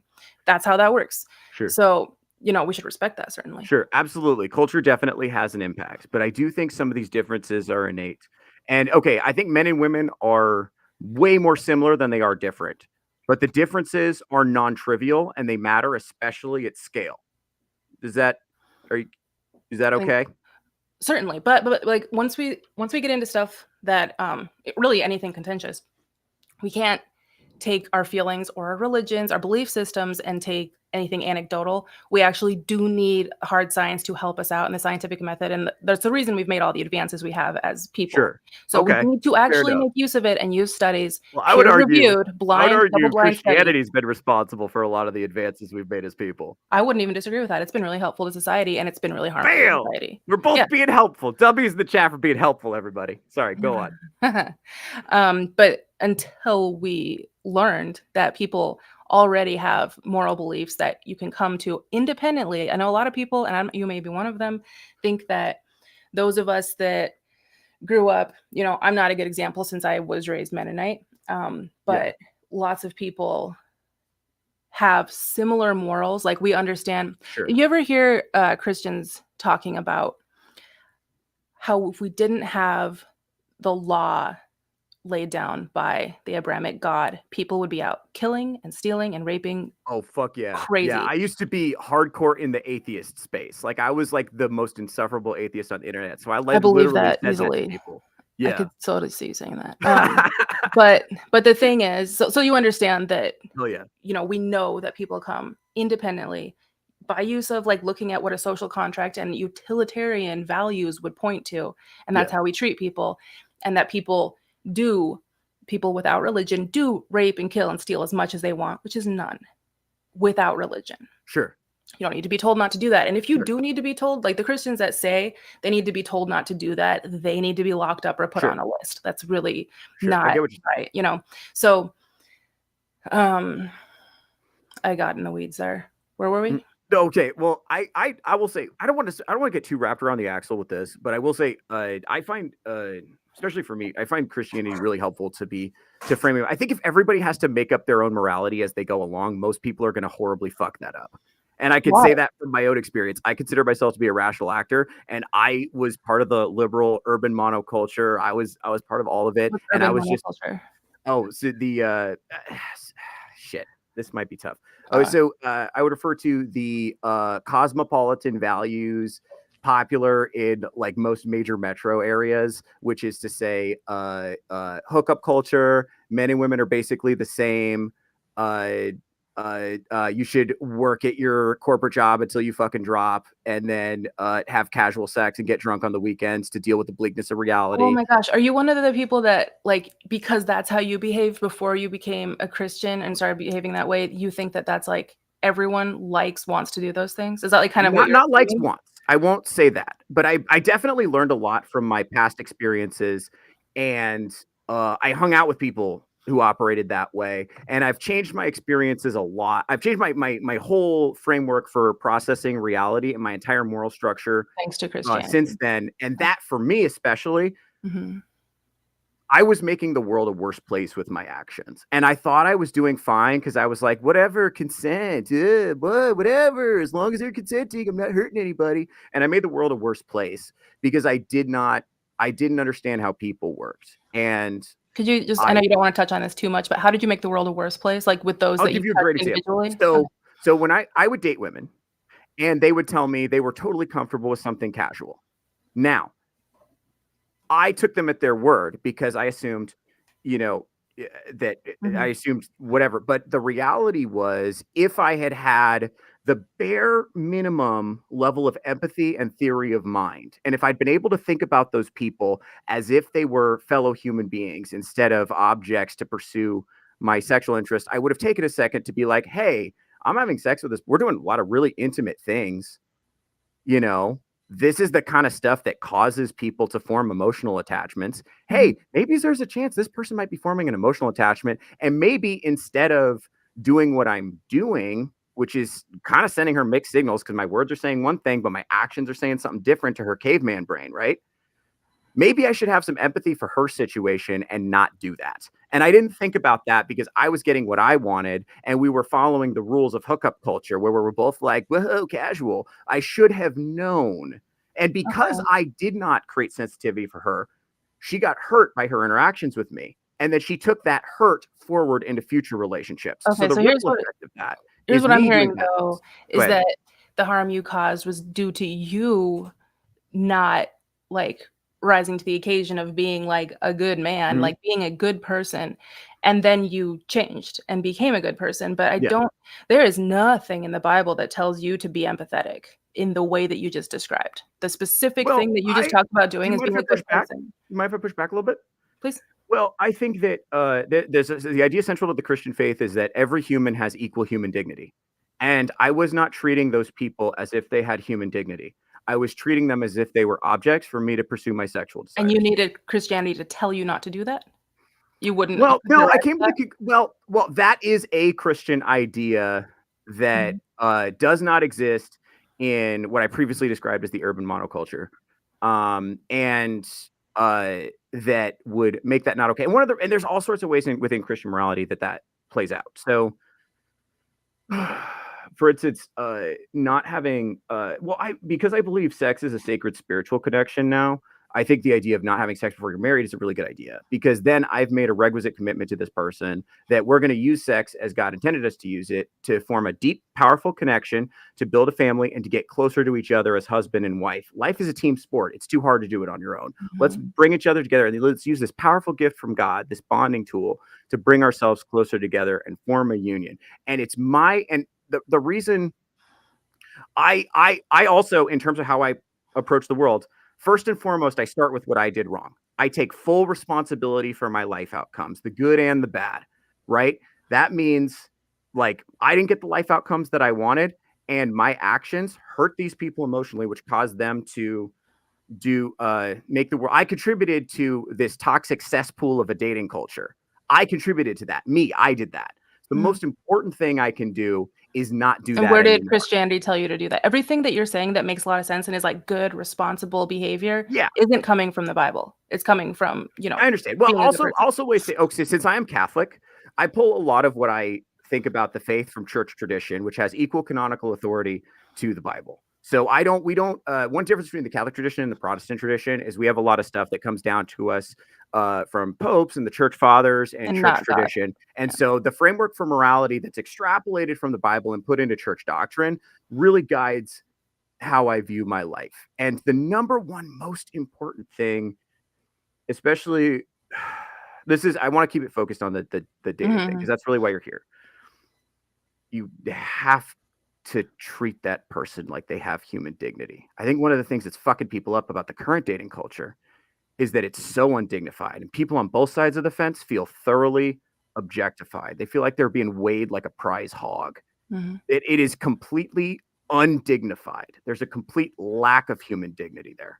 That's what hurts me deep, like way down deep, is the lack of dignity. Like I'm very concerned with dignity. And so that I think was your relationship to, sorry to interrupt. What was your relationship to dignity prior to, like while you were still engaging in the behaviors that you're talking about that were harmful? That's a great question. You still had similar feelings, but you weren't applying them in the same way, clearly. Absolutely. Yeah. So I had them. My original path was I was going to become a public defender, and I was really concerned with the injustices in the carceral system, particularly the racial ones. That really bothered me because it seemed inherently unfair and it seemed fixable. And obviously complex systems are really tough to fix, and being a public defender is demoralizing for a lot of reasons. This probably isn't news to you. So I kind of thought I could do whatever I wanted in my personal life, and then in my professional life, I could go out there and fight the good fight, and everyone would tell me what a good boy I was, and everything would be okay. Like to balance it out morally, or I don't know. That could be. You're asking me to really probe here okay. So maybe but I will say, I kind of don't buy that anymore. I kind of think the way you do one thing is how you do everything, and I try to live that way. So, like again, mostly this is important. My beliefs guide my life, and I'm seeking people who share my values. Like, I'm not as concerned as you are with changing social systems, to be clear. Like, You like how it is? No, Or no, not that you I, just no, no, believe no, in no, no, no. accepting reality? I'm not. This is important. So it is not that I like how it is. It is that I accept reality and I choose to move forward with as realistic an understanding of reality as I can form. Work with what It you've is got. I'm going to play the hand I'm dealt. And that's why I accept the masculine burden of performance, because what good would it do for me to bitch about it? Right? It's going to be what it is. And it's like, the women online who are like, I need a guy who's this tall, makes this much money. If I don't fit that, I guess I'm not dating that woman. I guess I better go find somebody who shares my value. If I meet somebody who doesn't share my values, it's like, all right, well, God bless. Hope that works out for you. I'm just gonna keep pushing. I made a whole video talking about that specific thing because it's really important. That aspect of what you're working with is very reasonable, and reality is reality regardless of what you want to push back against. So agreed. Yeah. Bingo. Yeah, and so can I ask you? I do want to pivot back towards dating. I would love to get wrapped around the axle about religion with you another time. No, that's fair. Go ahead. We'll go ahead. Yeah. We're gonna bore the audience if we don't take this back to That's dating. Fair. Let's. Okay, can you go? How have your thoughts changed, if at all, about the state of men's dating prospects or any of that? The state of their dating prospects? Yeah, based on your video, having heard from all these guys, dialogued with them, I feel that one thing that's been very it's really clear, literally, before even interacting with anyone, looking through the comment section, you can I can see clearly, I'm sure you can probably even see just at a glance which of those guys are going to be doing okay, because as we were saying, you're 5'7", you don't have a ton of money. Does that you're getting who you want, for the most part, you're doing very well for yourself.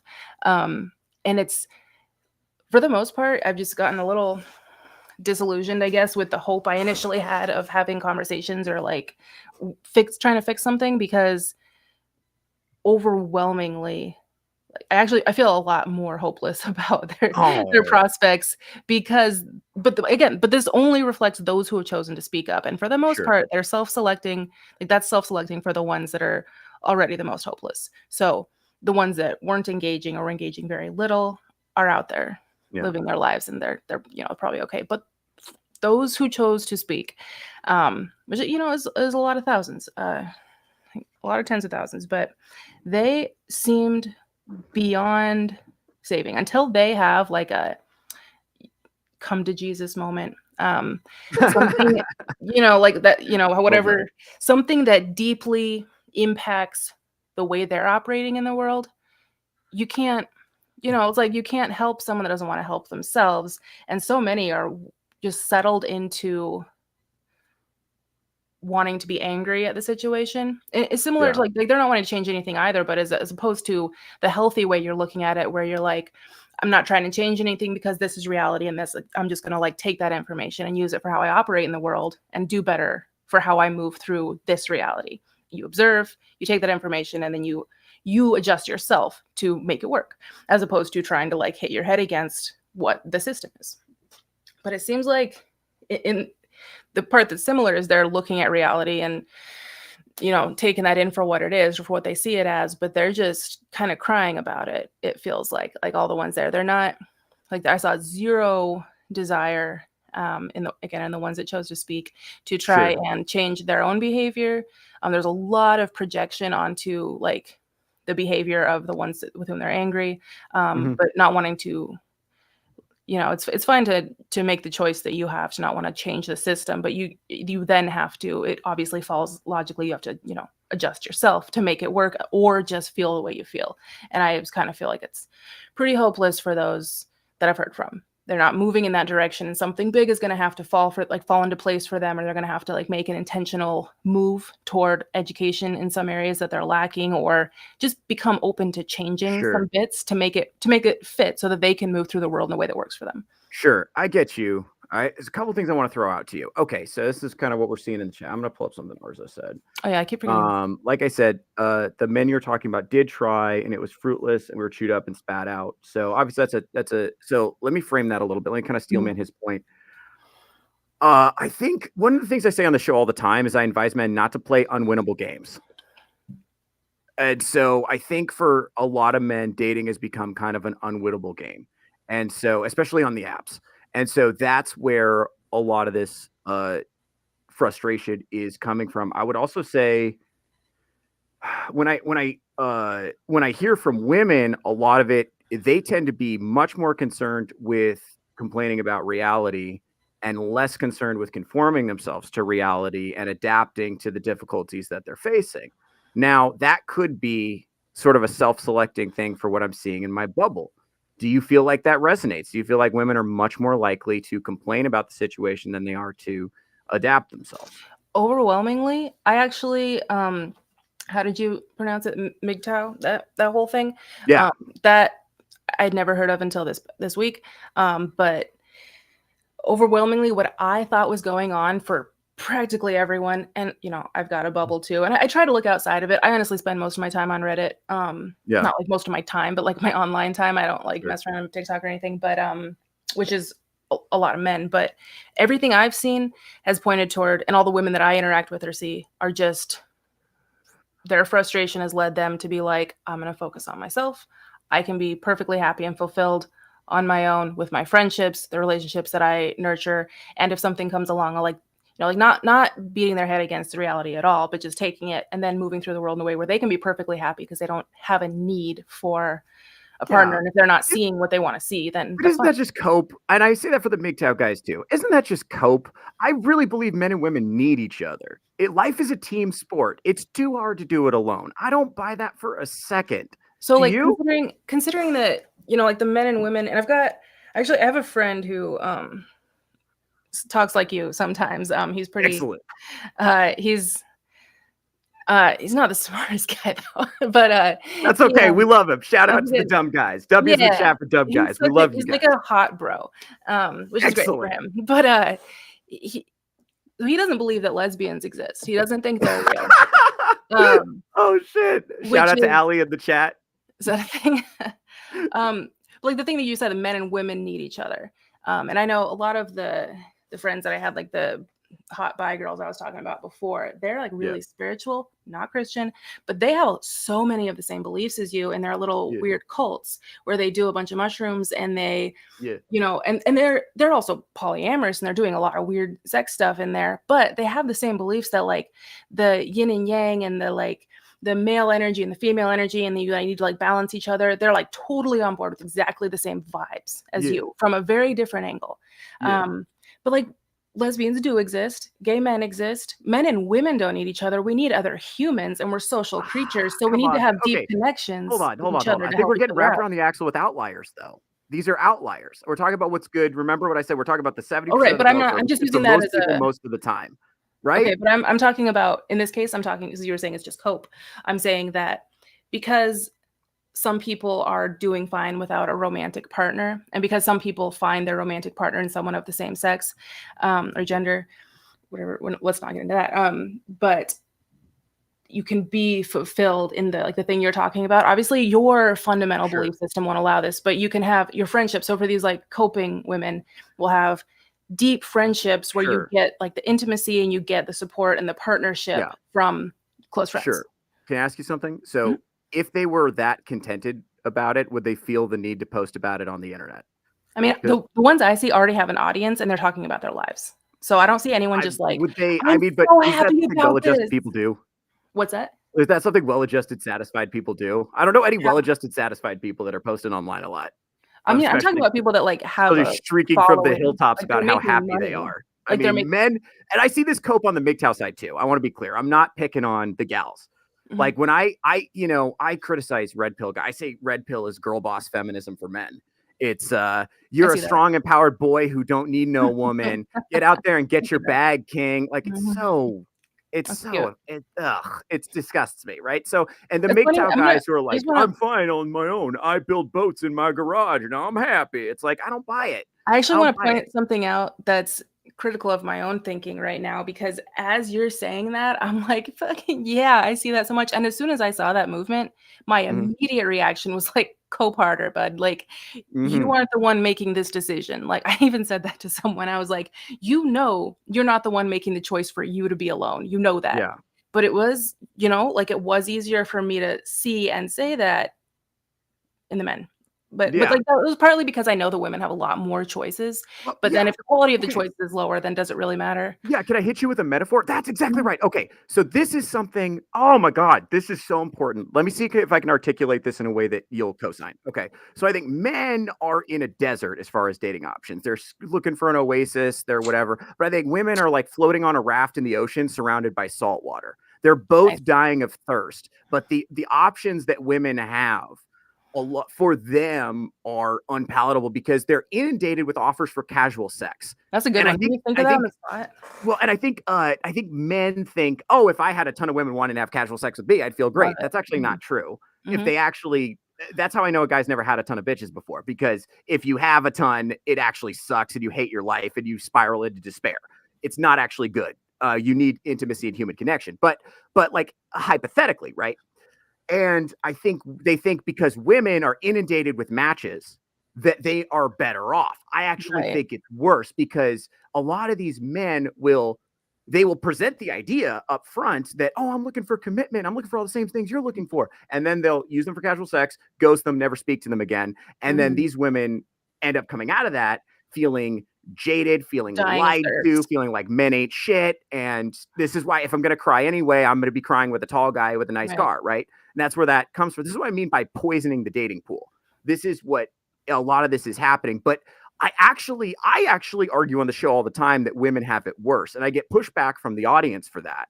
Because how could that be true? They get all these options. And it's like, no, you fundamentally misunderstand what women are seeking in dating. And again, we're talking about the middle 70% of the bell curve. I Mhm. understand you Mhm. hang out with some kind of hippy dippy spiritual chicks, which by the way, I love that because I'm a very like metaphysical Catholic. Like I do a lot of the meditative prayer. I spend a lot of time emptying my mind and I hoping to kind of receive wisdom from the Blessed Mother, all that stuff. I assume that because the way you said in the beginning that we're like the opposites, it is so fucking true because I hate that about the friends I'm talking about. I Mhm. can barely stand talking with them and I'm kind of like and can barely handle. I'm like a very, very logical, straightforward person, and Yeah. all of that sort of thing that you relate to so well with them is not palatable to me at all. But there's a huge amount of overlap with your group and them in that way, which is crazy, and I hate it. So gross. But that's very interesting. We're like literal exact opposites. Yes. But yeah, no, that's the yep. Okay, so those are really really good. That was a very apt metaphor. Like women are out here dying of thirst in the ocean, and men are dying in the desert, but they're both experiencing a really uncomfortable sensation. Um, Okay, go on. Did you have another? Yeah, I guess like I don't know. I tell people all the time, people have laughed at me the entire time I've been doing this podcast because I'll go on the road and they'll be like, oh, you have a podcast? I'll be like, it's like, yeah, what? They think it's going to be super funny. I'm like, yeah, I want men and women to get along. Oh, And they good luck. laugh at me. And it's Well, because yeah. I talk to, bartenders and cocktail waitresses, people in nightlife mostly, Mhm. when I'm like after show, just hanging out, just shooting the shit. And they'll be like, they'll just laugh at me. They'll Well, be yeah, like, because they yeah, see all these failures hardcore yes. in real time every night. Yep. Yes, yes, and it's just and a lot of them have that has played out in their personal life in one way or another, and the Mhm. stories I hear, I kinda collect sad stories from people. I have kind eyes and people tell me stuff, and I listen too, and the stories that I've collected from women especially have been deeply moving. I will say there are guys out here doing stuff I would never do in 1,000 years. Mhm. It just is reality. Like, I can't deny that those men exist, and it would be easy to because I don't hang out with those guys. And if I when in my life when I found out, "Oh, you're one of those guys," we don't hang out anymore, you know? And I don't know. I take I don't understand from my perspective, I try to put myself in the position of other people as much as I can. It's a really useful tool when you're trying to be creative. And I can't imagine being with somebody that I liked, respected, and empathized with and treating them as badly as some of these women have been treated. So I totally vibe with that. That's a real thing that's definitely happening. And I think a lot of the a lot of the a lot of the women that or a lot of the men that you're dealing with are getting punished for by the women that they interact with for the behavior of men, other different men. Mhm. You know, and I think the same things happened to you a little bit. Like you kind of were on the receiving end of some of the viciousness Mhm. that It doesn't bother me personally. It doesn't sure. bother me even a little bit because I really, I know that, like, and I've asked my boyfriend who, like, I asked him out of curiosity last night if he gets upset, by, women talking about stuff like that, and he's like, "No, of course, like, I've never that why they're not talking about me. Why would that upset me at all?" Sure. He's never even considered being upset by those kind of comments because he's aware that's not Yeah. him. Well, So let me it's let pretty me run easy. something by you. Because I've been in the space for a while, and I will say what the one that really hurt was the bear discourse. Like that That was so unhelpful. Yeah. that hurt a lot because I was like, man, that's really what y'all think? Fuck, dude. And I wasn't angry. I was angry at first, but then I thought about it, and I had a friend that I talked to a lot about it, and I was like, I actually think that was really, god dang, that hurt. That even now, just thinking about it, it weighs heavy on my heart. Like It's like that a was part of the really hard culture to now. hear. I see women like this morning, I saw a girl throw it out that's just like whenever there's like a guy doing something not great, they'll be like, "That's why we choose the bear." And it's like that's already like you're gone from where that was even what that was about anyway. This isn't about like any behavior that like some guys gonna do. Mm, Like it's just like it's now infiltrated its way into conversation, like in a light way as a comment. It like totally lost its meaning anyway. But um I saw that whole unfolding as firstly, like the real part of it, like the part where we're having like a real discussion about it, as showing something like an actual fear and um mm, that's real. And then there was a part that really felt like so many women wanted to just like amplify that message because they were mad and they like had hurt feelings and they wanted to scream it. Like earlier, you were like, I don't see, like, is it healthy to be just like online screaming about something? Are you really like happy with your life? Like there, it was yeah, like a very extreme thing to say. And it was also popular, like in vogue to say the bear stuff. But so many of those comments seem to me to just come from like I want to say something extreme because I'm mad and not like sure. a logical like I'm thinking about the situation, I'm being really real. Like that did happen as well, especially early on, but very quickly it evolved into I'm mad and I'm saying a thing. Yeah. I think. Let me run something by you. I actually want to hear how you receive this. This is a really good opportunity for me. So I think that that hookup culture enables psychopathic men. Men who want to just find women, lie to them, use them for sexual purposes, and then dispose of them. Mhm. Like it enables that. You mean And dispose like leave, not kill, right? right, Okay, yes, just yes, checking. Like, it does. Obviously, that classic. happens too. Mhm. And we could definitely argue those men are enabled too. But Certainly. I haven't thought about that idea fully. I'm thinking about Yeah. Okay. The normal your whole. run of the mill non-violent narcissist who just Okay. doesn't see other people as people, right? Mhm. And I think those men are enabled, Mhm. especially at data because those men tend to be more than average concerned with presenting a certain image and so on, Mhm. which that can thrive on dating apps or on Instagram or wherever, right? Oh, yeah, yeah, it's Yeah, like putting, like a yeah, bacteria in sugar, like it's yeah, yeah, it goes crazy. absolutely. So one of the things that we're running into is okay, dating in another context might have meant meeting people through friends or family. You might have been living in a much smaller community where reputation mattered a lot more, and you had a lot to act right. And also, there were really specific prescribed social standards for what men Mhm, and women wore, how they interacted with each other, the rules for courting, and so on. And we've gotten rid of a lot of that. And also, that would be impossible to enforce in urban centers because mhm, urban centers, basically, everyone you're interacting with is a stranger. Almost everyone who lives there has moved away from their family. You know, right, a lot of transplants. So you got a lot of especially young women, are just going out and meeting strangers and assessing them based on vibes. Right. And they don't have like I know you're gonna hate this, but like a concerned father who's kind of looking over his shoulder, like, sweetie, are you sure about this guy? You know, they don't have that because they're far from home. And I know I think that's good. You probably think that sucks. But I mean, I just think run their with me. friend group would fulfill that role. That's kind I of know, the but idea. sometimes but some people's friends suck.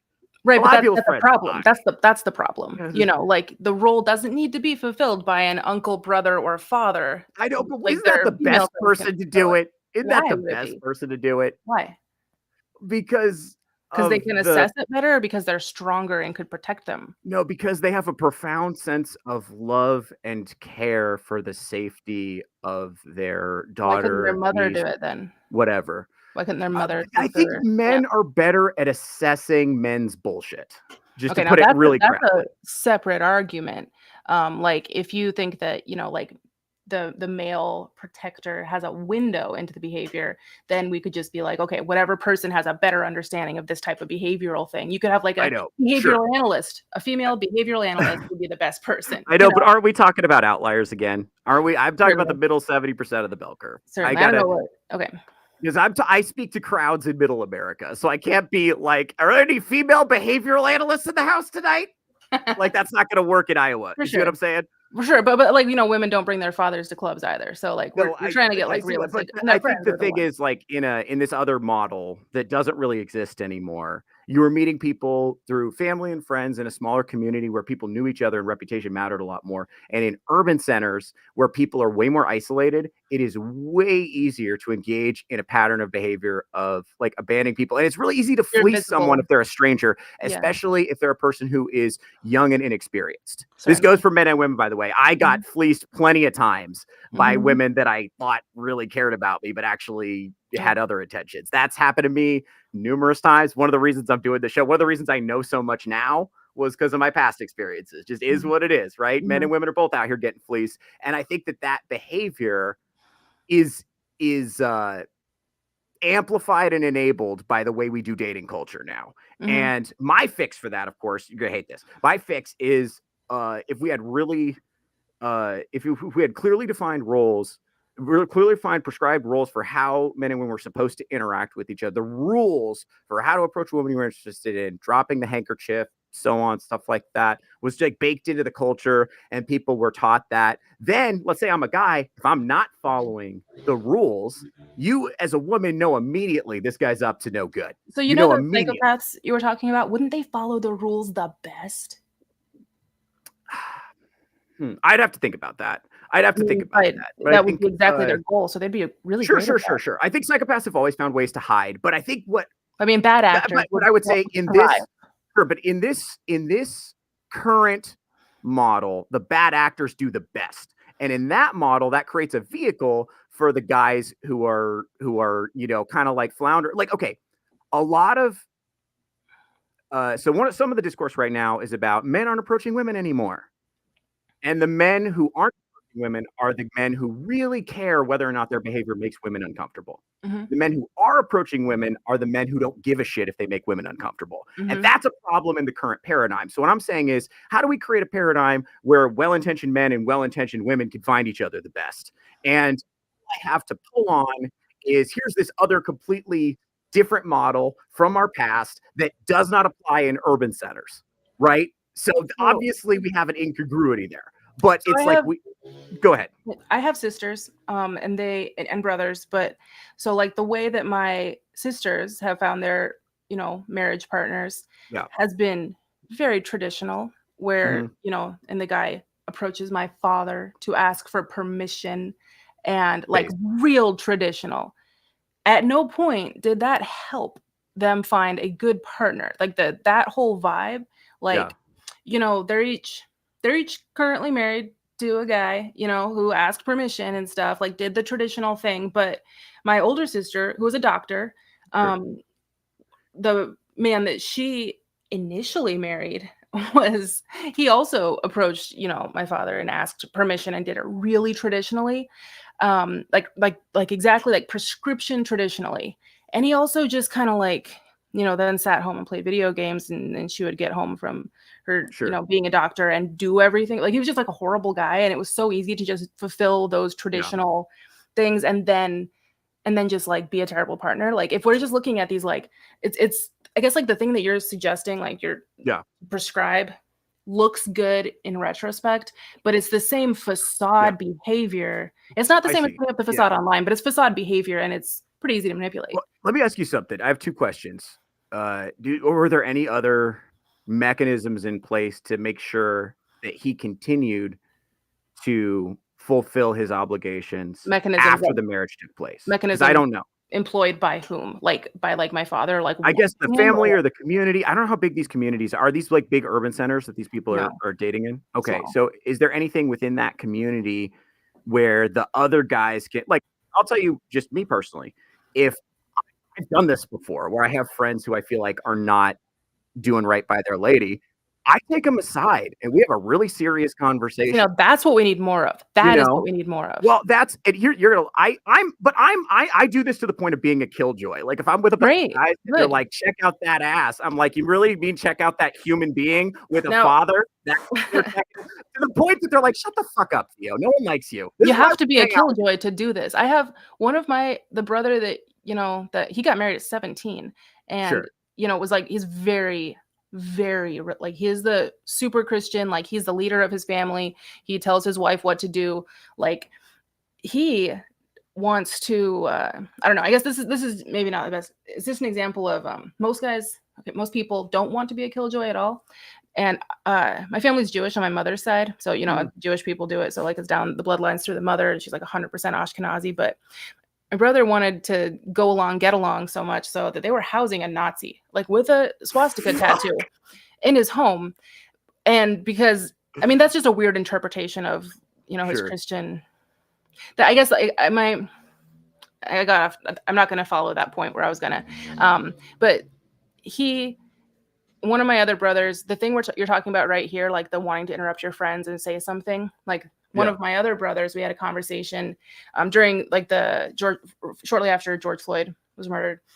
We were having a conversation, and my dad's brother said the N-word, like really casually. And his wife's from Mississippi. They talk like that. Apparently they talk like that. And it turned into a big thing where I was being the killjoy for not wanting to say the N-word. But we had a big talk, and that brother and my dad sat there silently the whole time. And then afterward, when I talked to that brother, he's like, I have black friends. Like, and I was like, would you have spoken up if they were here with us? And it was really interesting because he almost perfectly aligns with all of what you're saying here. He's right in the same space, but wants to, like, thinks that, like, at some point there's going to be, I guess, like, these conversations, like, you're having conversations with a lot of people, like, you want to be like really open to everyone. And I think that it's more common for those that want to be open to a lot of people and see it as good behavior, for them to not be comfortable with doing the exact thing you just laid out. Like, you really, really don't want to seem like a killjoy, and you don't want to call people out. And in my brother's case, he does that to such an extreme degree that the last time we talked about that, he said something about that uncle saying the N-word frequently. And he's like, well, if I called it out every time, like when we're working out, like, bucking bales out in the field, like, it'd be really uncomfortable. And then I wouldn't have a chance in the future if he ever does something bad to, like, talk to him. Like, he doesn't talk to you anymore. And I was like, okay, but that's just you standing by while they do bad behaviors the whole time. Like, you're standing by silently. And that one is what I see a lot more frequently, is people standing by silently. That was getting off topic a little bit, but just the tangent.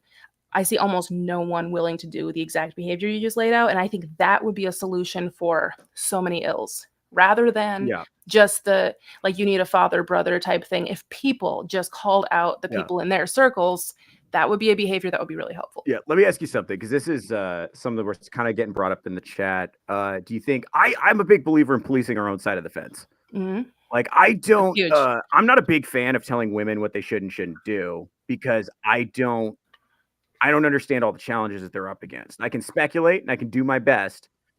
But there's problems there. But I have a really easy time recognizing what men are going through, because I'm a man. I'm doing it. Mm-hmm. Right. And so I have a really easy time. If I have a friend, especially a close friend, and I think he's fucking up, I will take him aside and do that and let him know. We'll have a conversation. We'll straighten him out. Now, part of that to me is I grew up pretty rural, so that's a lot more normal where I'm from. So My question though is, do you think women are doing that to each other? Do you think women are taking each other aside and being like, "Hey, you're fucking up, I and you need to do. do better"? I will, and you might be driving at this. I'm gonna assume that there's a good chance that you see a lot of like being a girl's girl or like yes queen type of behavior Sure. of women supporting, like, what is it, like, I support women's rights and women's wrongs type of vibes, Yeah. you Yeah. know. And I actually do think that's pretty prevalent, and I think that is probably a result of having, it's been so recent that women were fighting for actual rights like voting. That's not that long ago. So maybe a result of that has been sort of like like an overcorrection of like we just support each other publicly, or like we don't necessarily call out. Like the way I operate is to call out those behaviors, whether publicly or mostly usually it's like appropriate to do privately. And again, like like the friend group I'm talking about, those things would be called out, but I don't see it a ton in public spaces, on online spaces. I'll let you have the thing I think you're driving at. I don't see it a ton. Gotcha. Okay. All right. That's rad. Hold on. I want to throw one more. You've been here for 2 hours. Do you want to keep hanging out? Maybe we could like do like one or two more questions. Is that cool? Okay. I do have some stuff. Okay.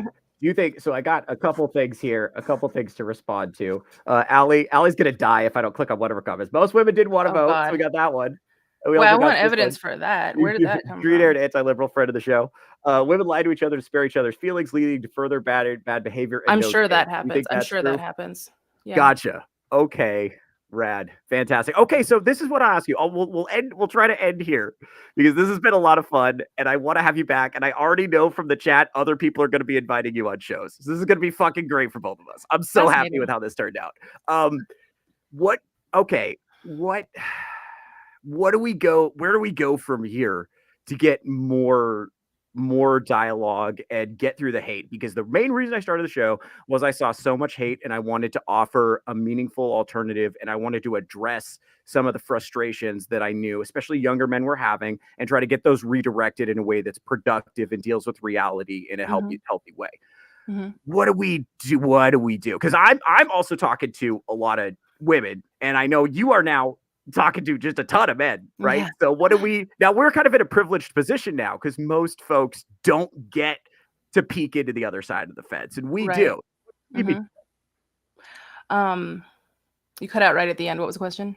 Oh, so what do you think? Okay. Where do we go from here, I guess, is what I'm building up to. We personally or as a society? I guess either, however it grips you. If you think as a society, if you want to start from society, work your way down. But I really try to think in terms of what individual people can do. Yeah, let's like work the other way, actually, because that's a lot easier. I usually like any behavior I'm like choosing, I'll be like, okay, like what if everyone did this? Like, is this, if this is the decision? Because, like I'm a big utilitarian, but honestly, as you were framing the question, I was like trying to think, because like that's a tough question. It's a really tough question. It's if there was an answer that was like easily gravitate, if there was an answer, we'd be talking about it already, But as you were framing it, I'm thinking like, okay, what could we possibly do? And the thing is that this conversation that we're having doesn't grab attention. This is so boring. Like we're respecting each other. We're, like it's boring. Like the most exciting thing that happened in this talk is when I realized that you were an extremist in an area that I hated.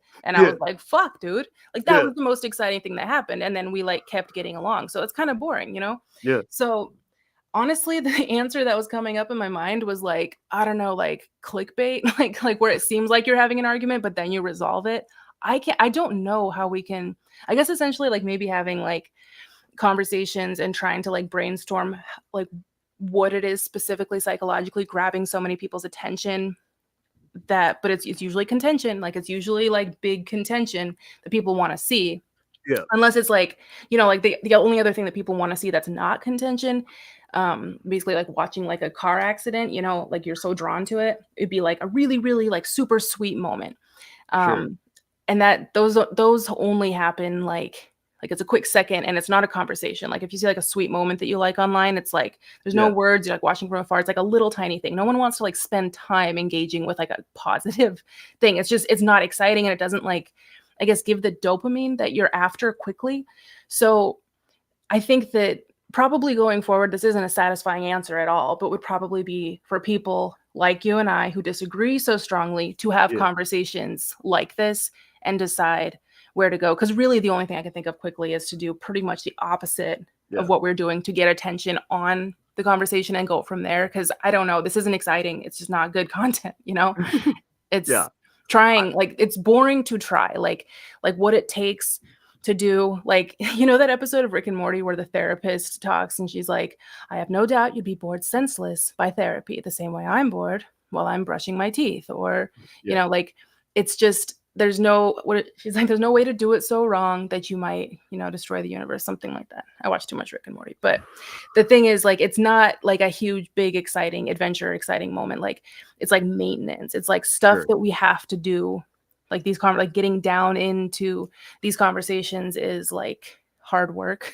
You know, it's not that exciting. So I'm not sure. I guess like looking for the big, honestly, that video that you know you saw in the first place, where like a change from like me talking, who I assumed I'd be talking to like people, like my own people, and then a moment happened where I was like, oh man, there was a flip. So there's like a dichotomy. So I guess highlighting the dichotomy and like maybe like real moments or real realizations, like there has to be some sort of highlighted dichotomy for us. I tell you what, if you want to highlight the dichotomy, go on Allie's show. This is going to be a lot of fun. I think it's going to be great.